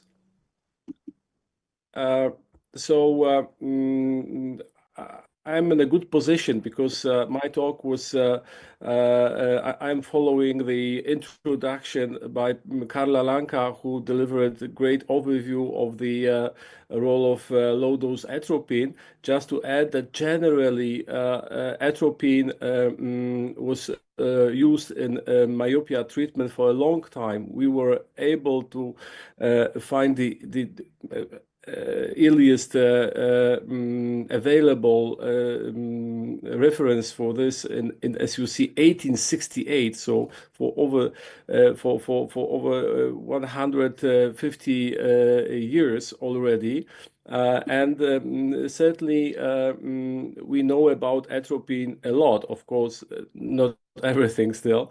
The low-dose atropine, 0.01%, became one of the most widely used treatments for myopia control globally after ATOM2 trial. Well, now the situation is different. That's why I will try to show the present position of this lowest dose atropine among different myopia control methods. So the 5-year results, as it was shown from ATOM2 study, shown myopia progression, axial length elongation were lowest in this 0.01% group versus 0.1% and 0.5% group.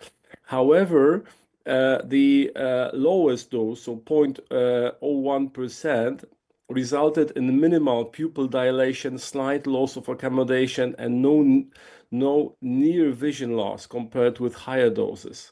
And this led to the situation that among pediatric ophthalmologists globally, nearly 2/3 regularly prescribe this concentration of atropine.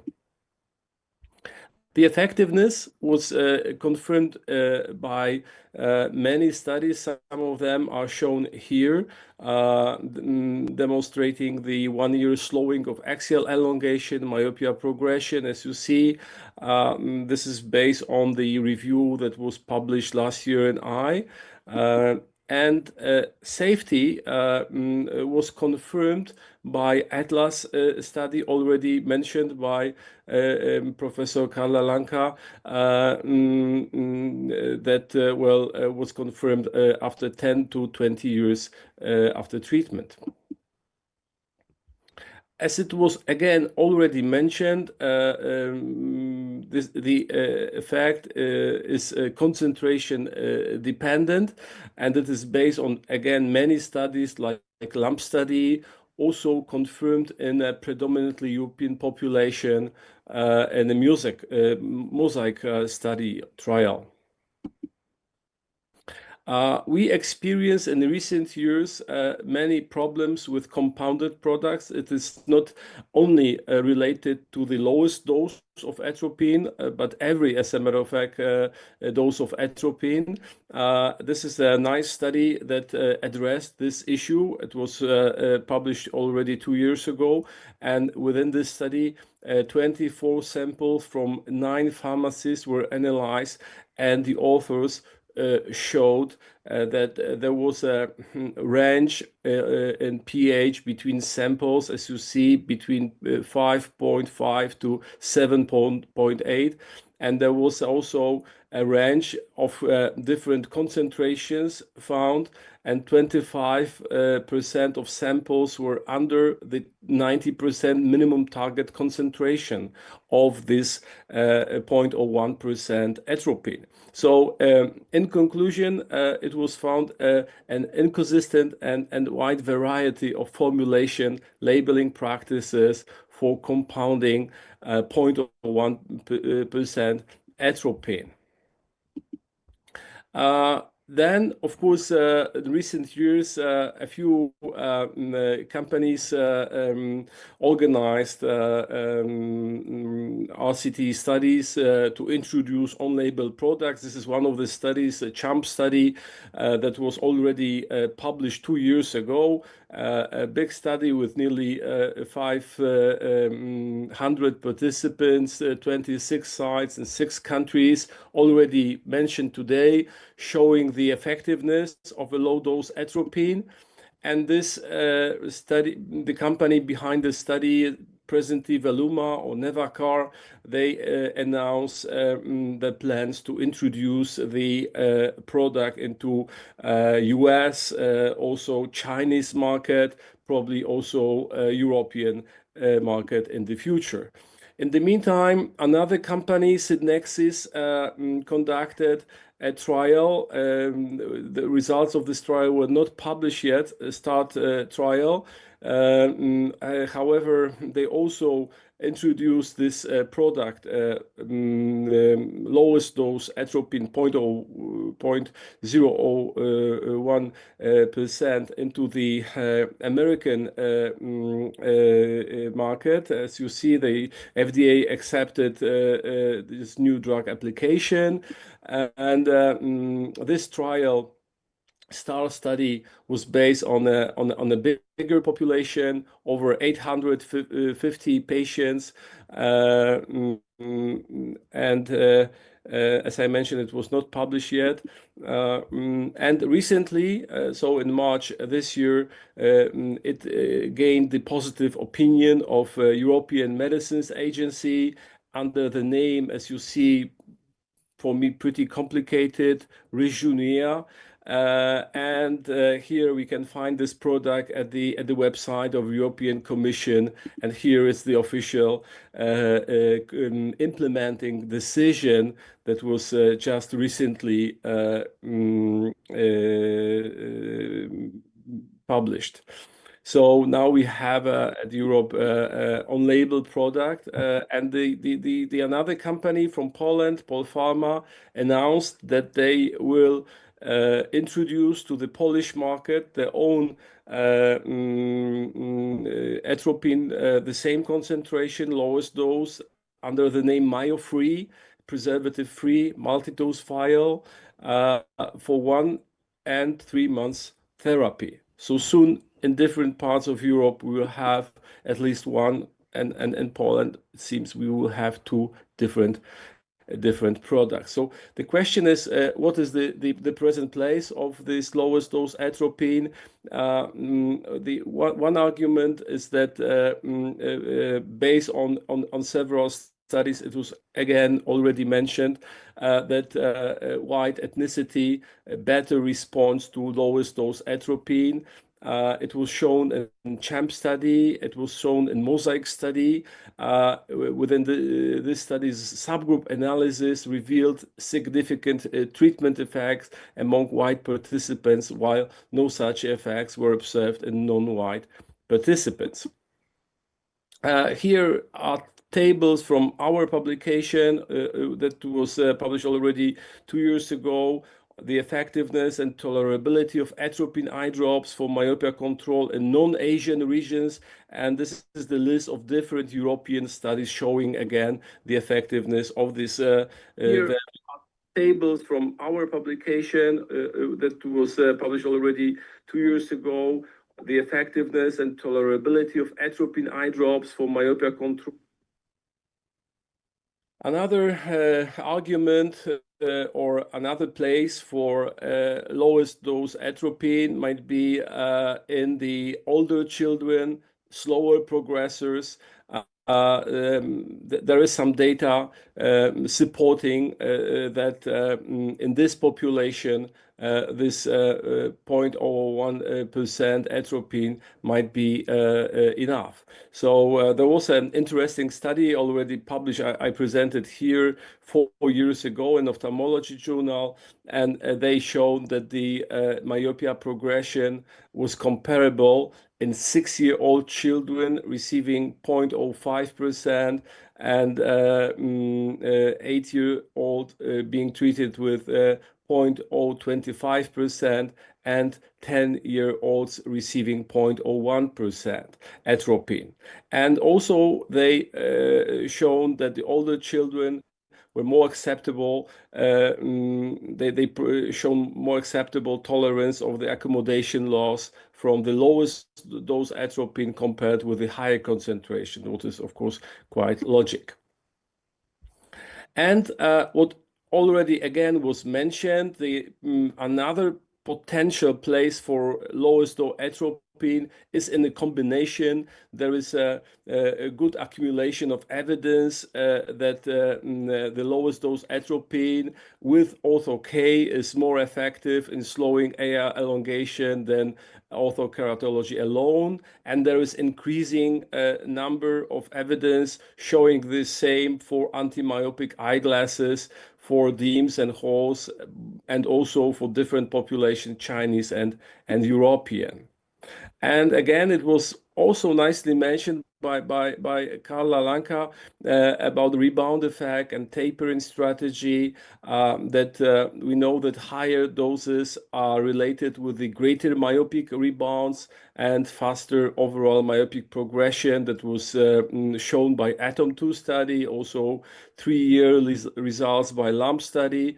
So tapering strategy may be beneficial during treatment cessation, and lowest dose atropine could reduce the rebound effect. At the end, I would like to show you our review that was published last year, in which we compared the different approaches in myopia control. So as you see, generally, well, different concentrations of low dose atropine, then anti-myopic eyeglasses, contact lenses, and red light. And in conclusion, I can summarize that the cost effectiveness for atropine is good. Accumulation of evidence, I believe it's also good. Safety, it's very good. Well, effectiveness is moderate depending on the concentration, and regarding availability worldwide, well, again, based on the compounded pharmacy, it's very good, and soon we will have also on-label product. Thank you very much for your kind attention.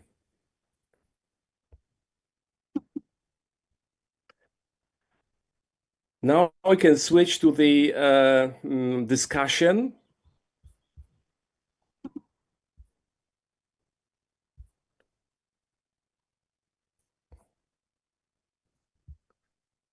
Okay, hello.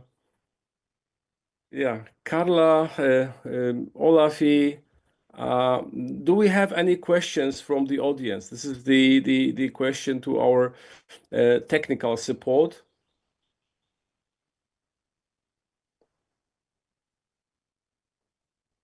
No, we don't see any questions at the moment.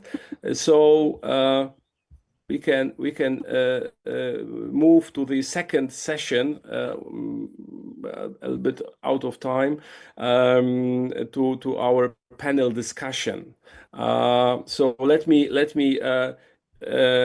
we see here our previous speakers. So Karla Lanka, hello again, and Beata Tapesto, and a new person, Professor Olafi Parsinen from Finland. Hello everyone. Good to see you, Olafi. And for any reasons, the other invited colleagues they did not join. I received the excuse from some of them, but with the online, unfortunately, meeting, you never know, and there might be so many different cases. So there are pros and cons to organize online sessions, and it's another, let's say, proof that pre-recorded talks are safe, let's say. Okay, so let's move to the discussion. Well, I have the first question because Carla moved from Portugal to now she lives in Abu Dhabi, in the different part of the world. So do you see any differences in the approach to at first? What about the prevalence of myopia in Abu Dhabi, and any differences in the management of myopia and Emirates? Thank you so much for the question. And I can compare between Portugal, where I lived before, and now the UAE. I think there is a growing perception that the prevalence is increasing, and we can see some regional studies showing and some reports showing that there is an increase in the prevalence. There's also the clinicians, of course, that have busy clinics, and they think that the prevalence is increasing. But I think for both countries, we need more data. We need national data at the national level, collecting data to understand better this prevalence, and to have studies, epidemiological studies with good methodologies. I think it goes also a bit as Andrea presented the prevalence in Europe. We need more studies, and we need studies well designed. And I think we need the same for Portugal and also for the UAE. But there is this growing perception that the prevalence is increasing in both of the countries. And also in terms of management, from my point of view, it seems very similar. Okay. So I don't see a huge difference. And I also see the same discussions regarding clinical practice, regarding access to low dose atropine that needs to be compounded in pharmacies, the same here. Access to spectacles is similar as well. Perhaps here orthokeratology is a bit more advanced or more used. I think in Portugal, it's more used by optometrists, and it's not widespread in the country. Thank you. So the same question to Beata, I mean, regarding the prevalence of myopia in Hungary. Have you noticed the increase in myopia prevalence in the recent years? And do you have any studies to confirm this evidence? Warmly welcome all participants. And the prevalence of myopia undoubtedly rising in Hungary. So we have data from 1930s and 1960s when the prevalence of myopia was only 7%. And there was a huge national screening program in our country that finished in 2019. And it showed that the prevalence increased to almost 60%, which is 10 times higher than 50 years ago. Thank you. What about Finland, Olafi? You have a huge experience. Yes, thank you. It was interesting to hear that the mean prevalence of myopia was exactly the same as it was in Finnish conscript a few years ago, 23.5%, and the prevalence of high myopia was so low as 0.4%. And it has remained approximately the same during the recent decades, but 40, 60 years ago it was less than 10%. So that before the first, between the First and Second World War, it was between 5 or 10%, depending on the study. And interestingly, we have also a minority of Finnish people who are born from other countries, and prevalence among them was about 10% higher. And also education, if we'll go to older age group with more educated, the prevalence of them is about 10% higher. Thank you. But the average is that same. Yeah, interesting. Thank you. Let's move now to the, let's say, the management of myopia. And the question is when to start the treatment. And now let's change the order and start with Beata. When do you start the treatment, and which, let's say, criteria are key, most important for you to start the treatment?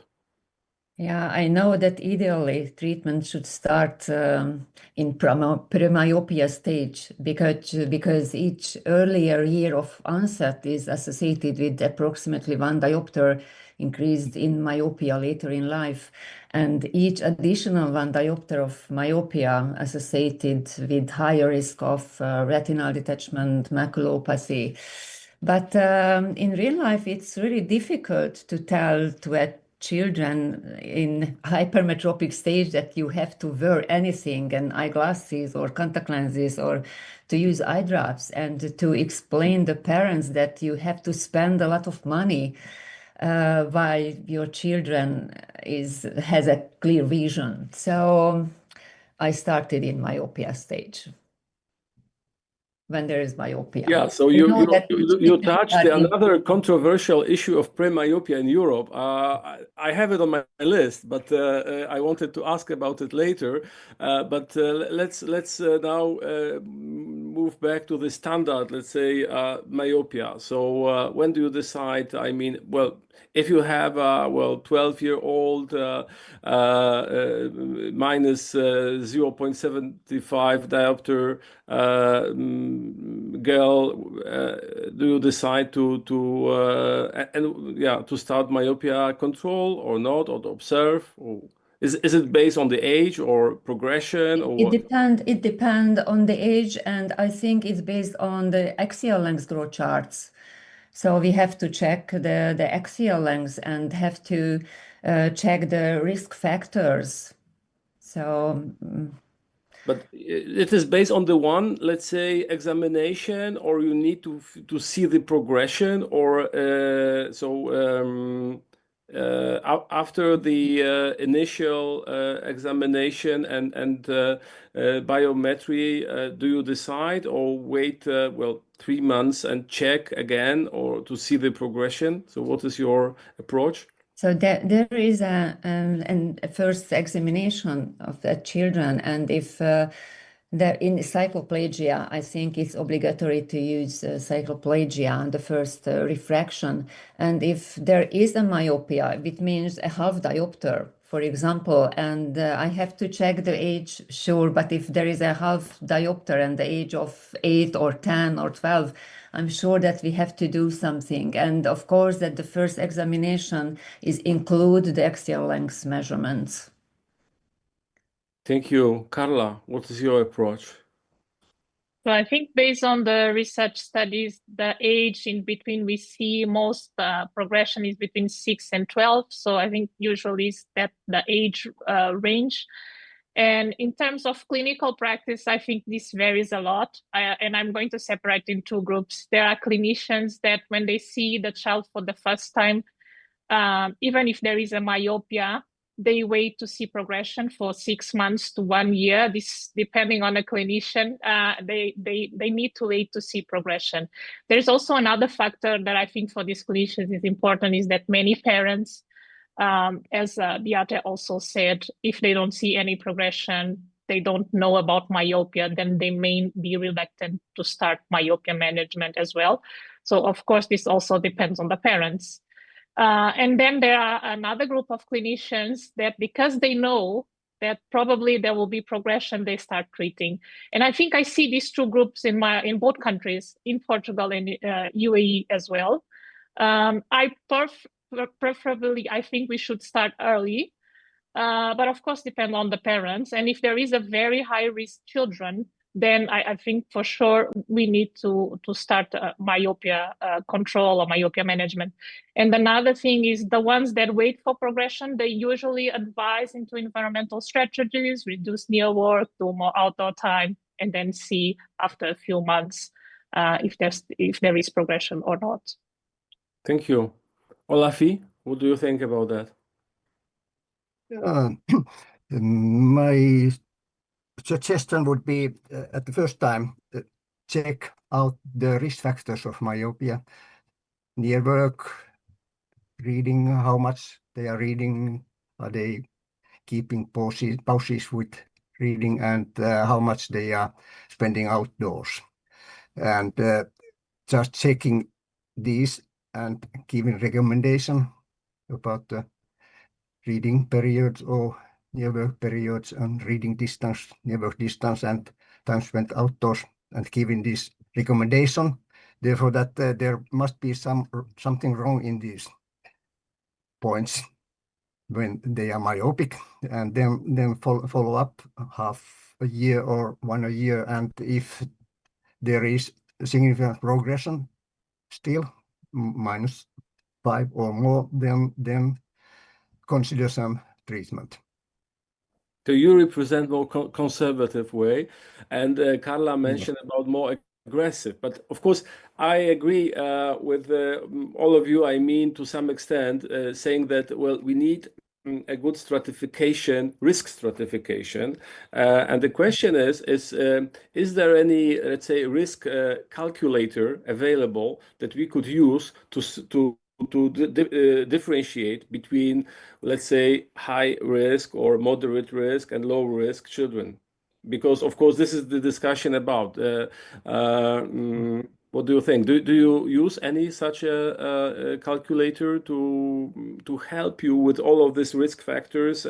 We have one parent, two myopic parents, low outdoor time, high near work, and so on. There are many different risk factors. Age, of course.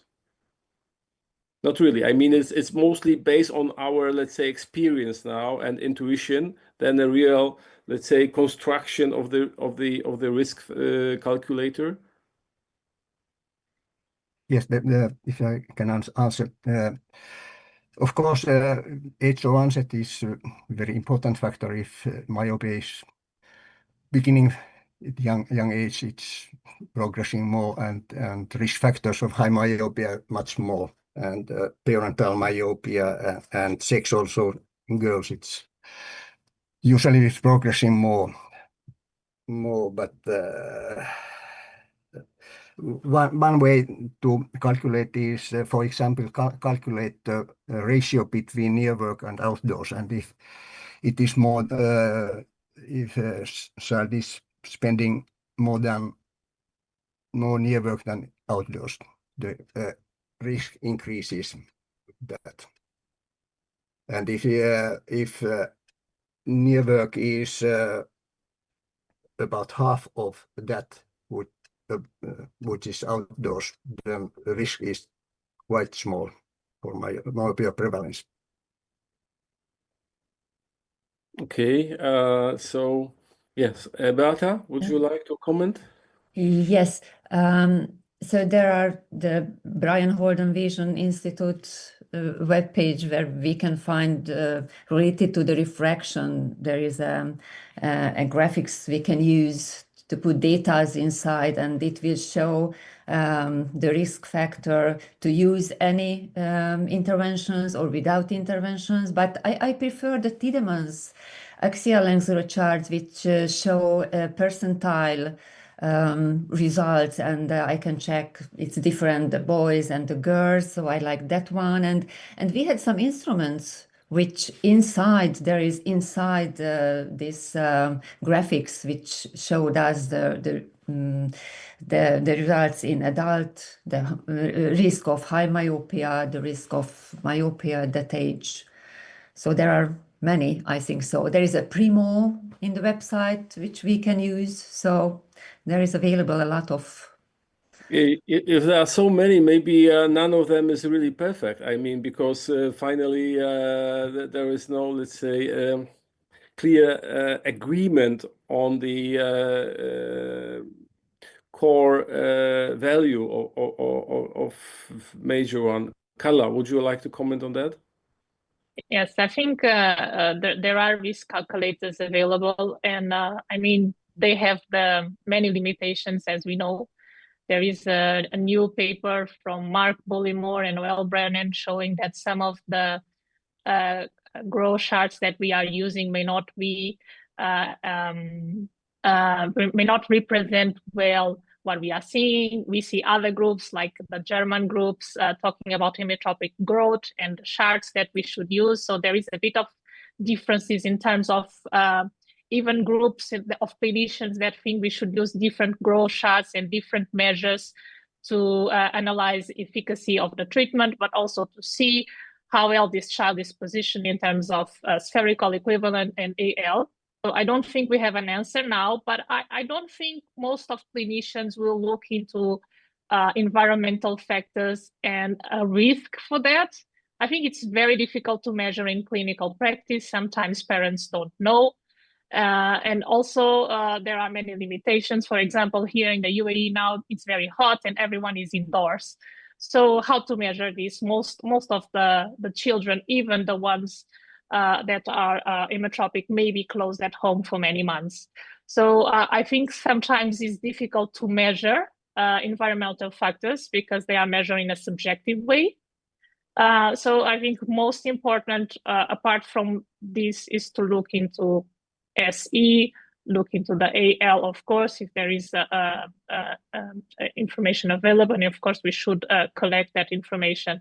But I think there is a lot of work to do related with risk calculators and how to improve the risk calculators to help the clinicians. Thank you. Yes, Olafi, please.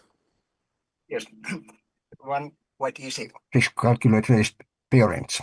One of the questions in my myopia follow-up study was question about parents. Do the child spend more time indoors than peers, or are they reading more than peers, or are they reading from near distance? And all these factors, or parents' opinion, were the risk factors of myopia. Thank you. Yeah, I agree that evaluating environmental risk factors is difficult, and certainly based on our present tools is probably not very reliable what we have.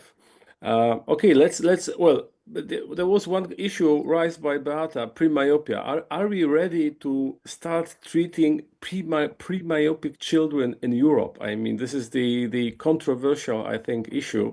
Let's start. Carla, what do you think about treating pre-myopic children in Europe? I think as a researcher, if you ask me, I think we are ready and probably should do it. But if we see the angle of the parents, I think it's very difficult to implement. Most parents, if they don't see myopia yet, I think it's too difficult for them to imagine that the child is going to progress and is going to develop myopia.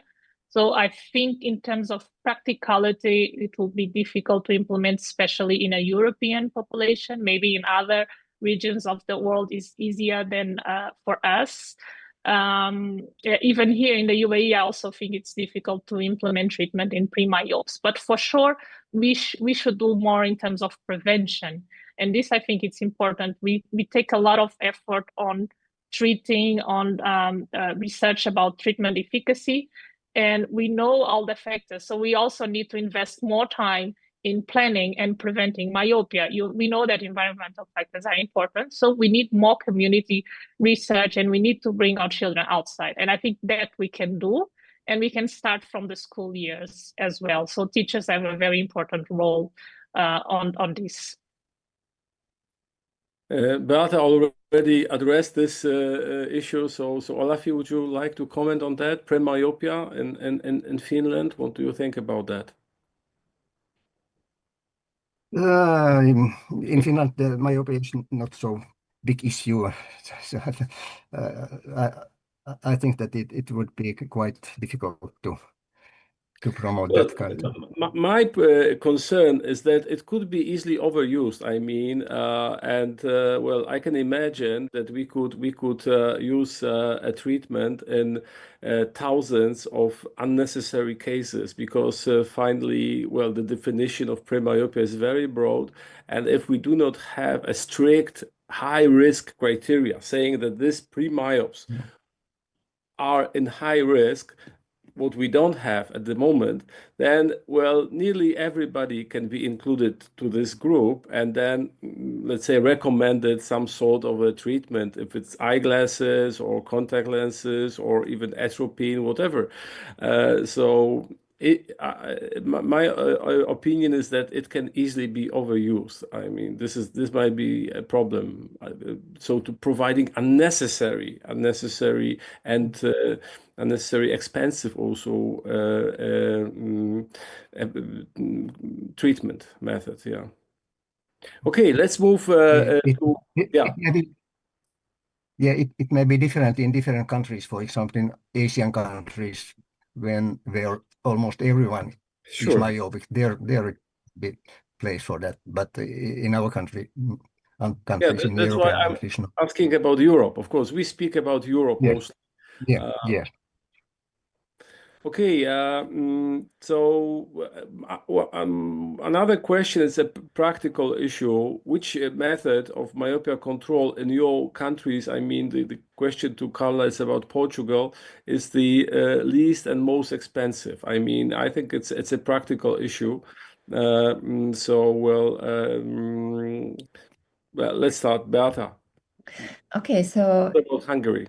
In Hungary, atropine is the least expensive option because it is compounded in a pharmacy, so it's really cheap. It's about 60 euros per year. And next is the spectacle lenses. It's about 350 euros per year. And orthokeratology and the soft contact lenses in the same high price, it's about 750 euros per year. So in Poland, it's more or less the same. I can say it's very similar. Yes, and Carla, what about the Portugal? Do you have any? Yeah, there is a very recent study from last year published by the Portuguese Society of Ophthalmology looking into spectacles and atropine, which I think are the most common used, at least by ophthalmologists. And I mean, I think the prices are in the same range. It also seems that atropine is less expensive, but of course, but spectacles we have to take in consideration when we are comparing the prices, because it depends on progression and it depends on replacement. And sometimes there are children that need to replace the lenses very often. So in some situations, spectacles may be more cost effective if we compare to atropine, but if we have to replace it many times because of all of these factors, then they may become also more expensive. So when we are comparing, we have to take in consideration this, and we also have to consider when they are on atropine, they also are wearing other types of spectacles that we need to consider in the total price because they use it together. Yeah, and in Poland, compounded atropine is reimbursed. This is one of the reasons why it is so cheap. And of course, the problem of anti-myopic eyeglasses or the cost also changes in recent years, because as we remember, with the first when the first company introduced this approach, they were much more expensive. Then the second company entered the market. Now we have 4 or 5 companies, so there's real competition, and it's good. I mean, for I think both doctors and patients that the prices are lower. What about Finland, Olafi? Yes, in Finland, I just asked the average prices, and the most expensive is otokeratology. An annual cost is about 1,000 or 1,300 euros. And then, for example, my side contact lenses, 1-year treatment for lenses is 700 euros, and spectacle lenses start from 350 euros for lenses, and the frames, of course, added. Thank you. Do you think that the anti-myopic eyeglasses, or but also contact lenses, also should be reimbursed by the governments as a treatment method? Well, as we usually in Europe, they are not reimbursed. It's a pity that there is with us no Professor Bremont-Gignac from France, because as I remember, she confirmed that in France all different methods of myopia control are reimbursed. So what do you think about that? Should it be reimbursed by the state or not?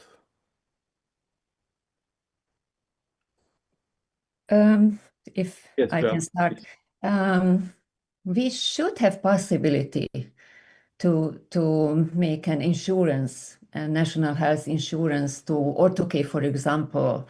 It's really difficult, and it's a lot of money in Hungary to make this process, and it depends on the company, I think so.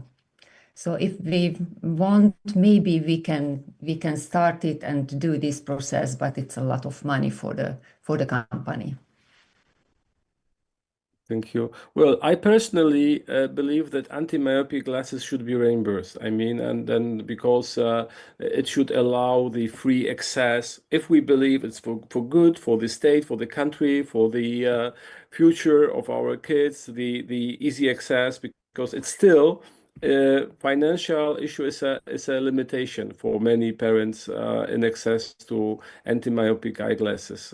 This is my point. Carla, what do you think? I also think the same. I know that in terms of financial investment, we are talking about a big amount, considering that myopia prevalence may increase in future.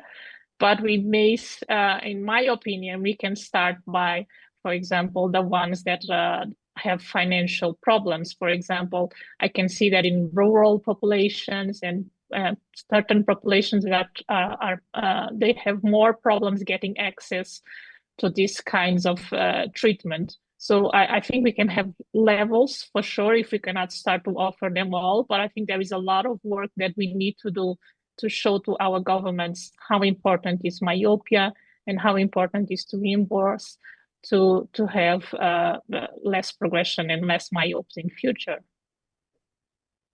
Thank you. Olafi, what do you think? I think that in Finland we don't have money enough for that. But you don't have many myopes, as you mentioned. So okay, so let's move to the well, we already mentioned that there are new eyeglasses appearing on the market, and the question already based on our first session, because a few different strategies were presented, and how we should differentiate between these eyeglasses, because finally each company says that their product is the best. Yeah, we see it clearly, I mean. So how we as practitioners, doctors, should differentiate, why we should decide if to choose between 4, 5, maybe in the nearest future 10 different technologies. So maybe I can and start. And my idea about that, of course, we have many lenses appearing in the market, but we need to take a closer look at the studies. What is the clinical evidence supporting their efficacy? And we have this for the different designs. And if we don't have, then I will have reservations in prescribing or supporting the new lenses. So I think we need clinical evidence. We need peer review studies. And I think now that we have data for about 6 years for spectacle lenses, maybe a bit more, we can look into the longer term data, and this can help for our clinical decision and which type of design we should use. Data, please. Yes, I absolutely agree. So it was my mind that for me, the most important thing is to use technology that has a strong scientific background and has been evaluated the long-term studies. So I paid attention to Kaimak presentation, and I have an idea. So it was a good summary and a good figures. Yes, it's very difficult to say which one would be better or worse. They are so similar. I think that more studies with larger number of cases ought to be done, and with different populations and so on, before we can see which one is the best, or are there any differences between them. Hello, Dominique. So good to see you. We just you are muted. You need to switch on your microphone. Thank you. Sorry to be late. The plane was late. Good to see you. I just mentioned you because we spoke about the reimbursement of the, let's say, anti-myopia technologies, and I wanted to ask you how it is in France. I mean, because as I remember, but I wanted to confirm it by you that it is reimbursed to some extent, at least. That's true. Just 2 days ago, it has been done that it will be reimbursed for children for progressive myopia, and also for high myopia -6 in between some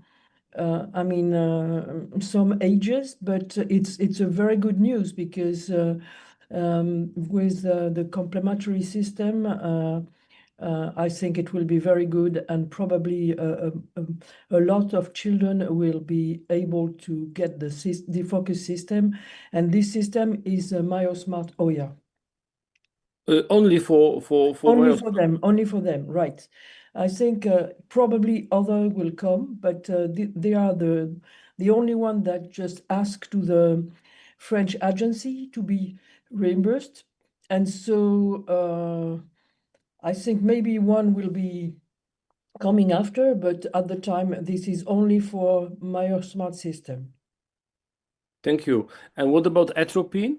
Is it reimbursed in France? In France, atropine is reimbursed for the atropine which is made by the hospital pharmacies.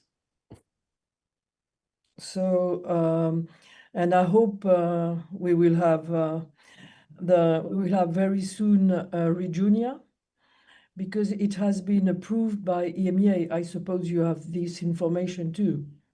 Yes, yes, we spoke about that. Yes, today. Oh, good. Sure. Okay, and well, we also spoke about treating pre-myopes. What do you think about treating pre-myopes? Well, that's a good point.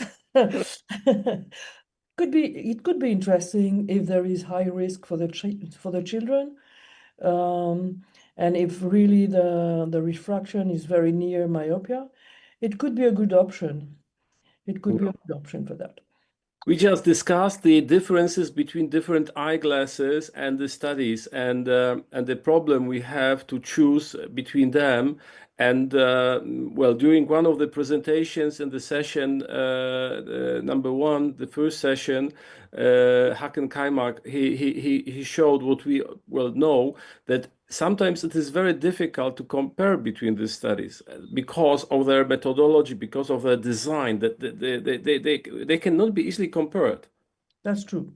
And well, the first, let's say, idea would be to prepare a sort of the standardized methodology to say, well, we agree as the world experts globally that this is the methodology we should follow in the future studies to compare different, let's say, approaches.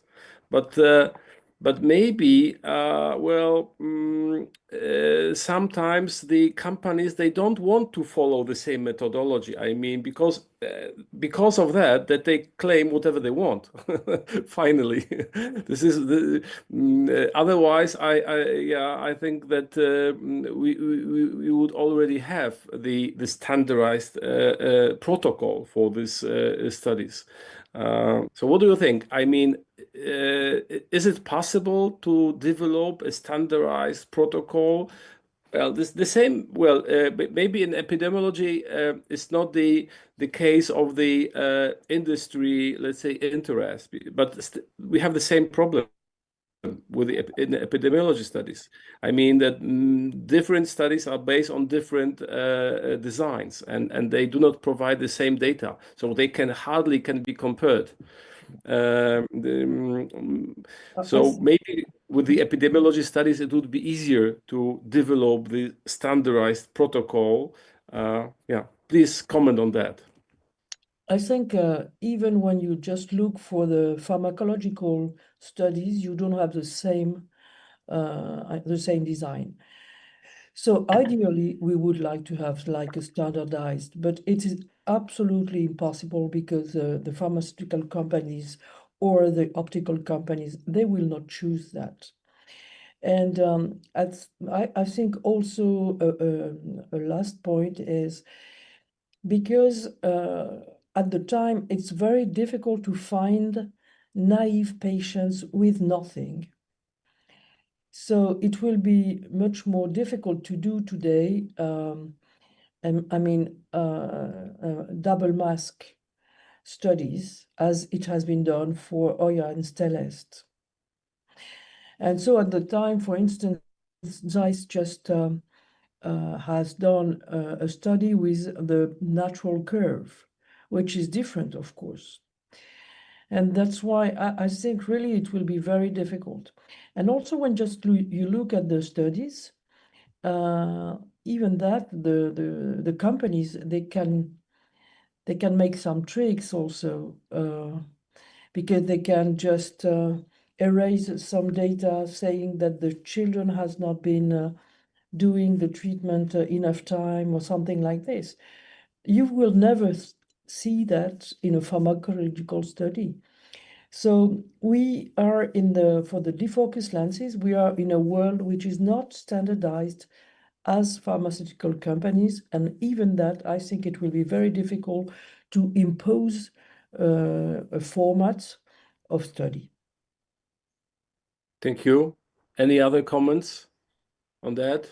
how I to. think, yeah, Yes, please. just a comment that I think it would be the best in the same population in national level, for example, we should compare the different technologies because it's in the different circumstances, the different ages. So we have to take into account the age group as well. So a lot of things. So it would be better in the same circumstances. So in national level is the best, I think.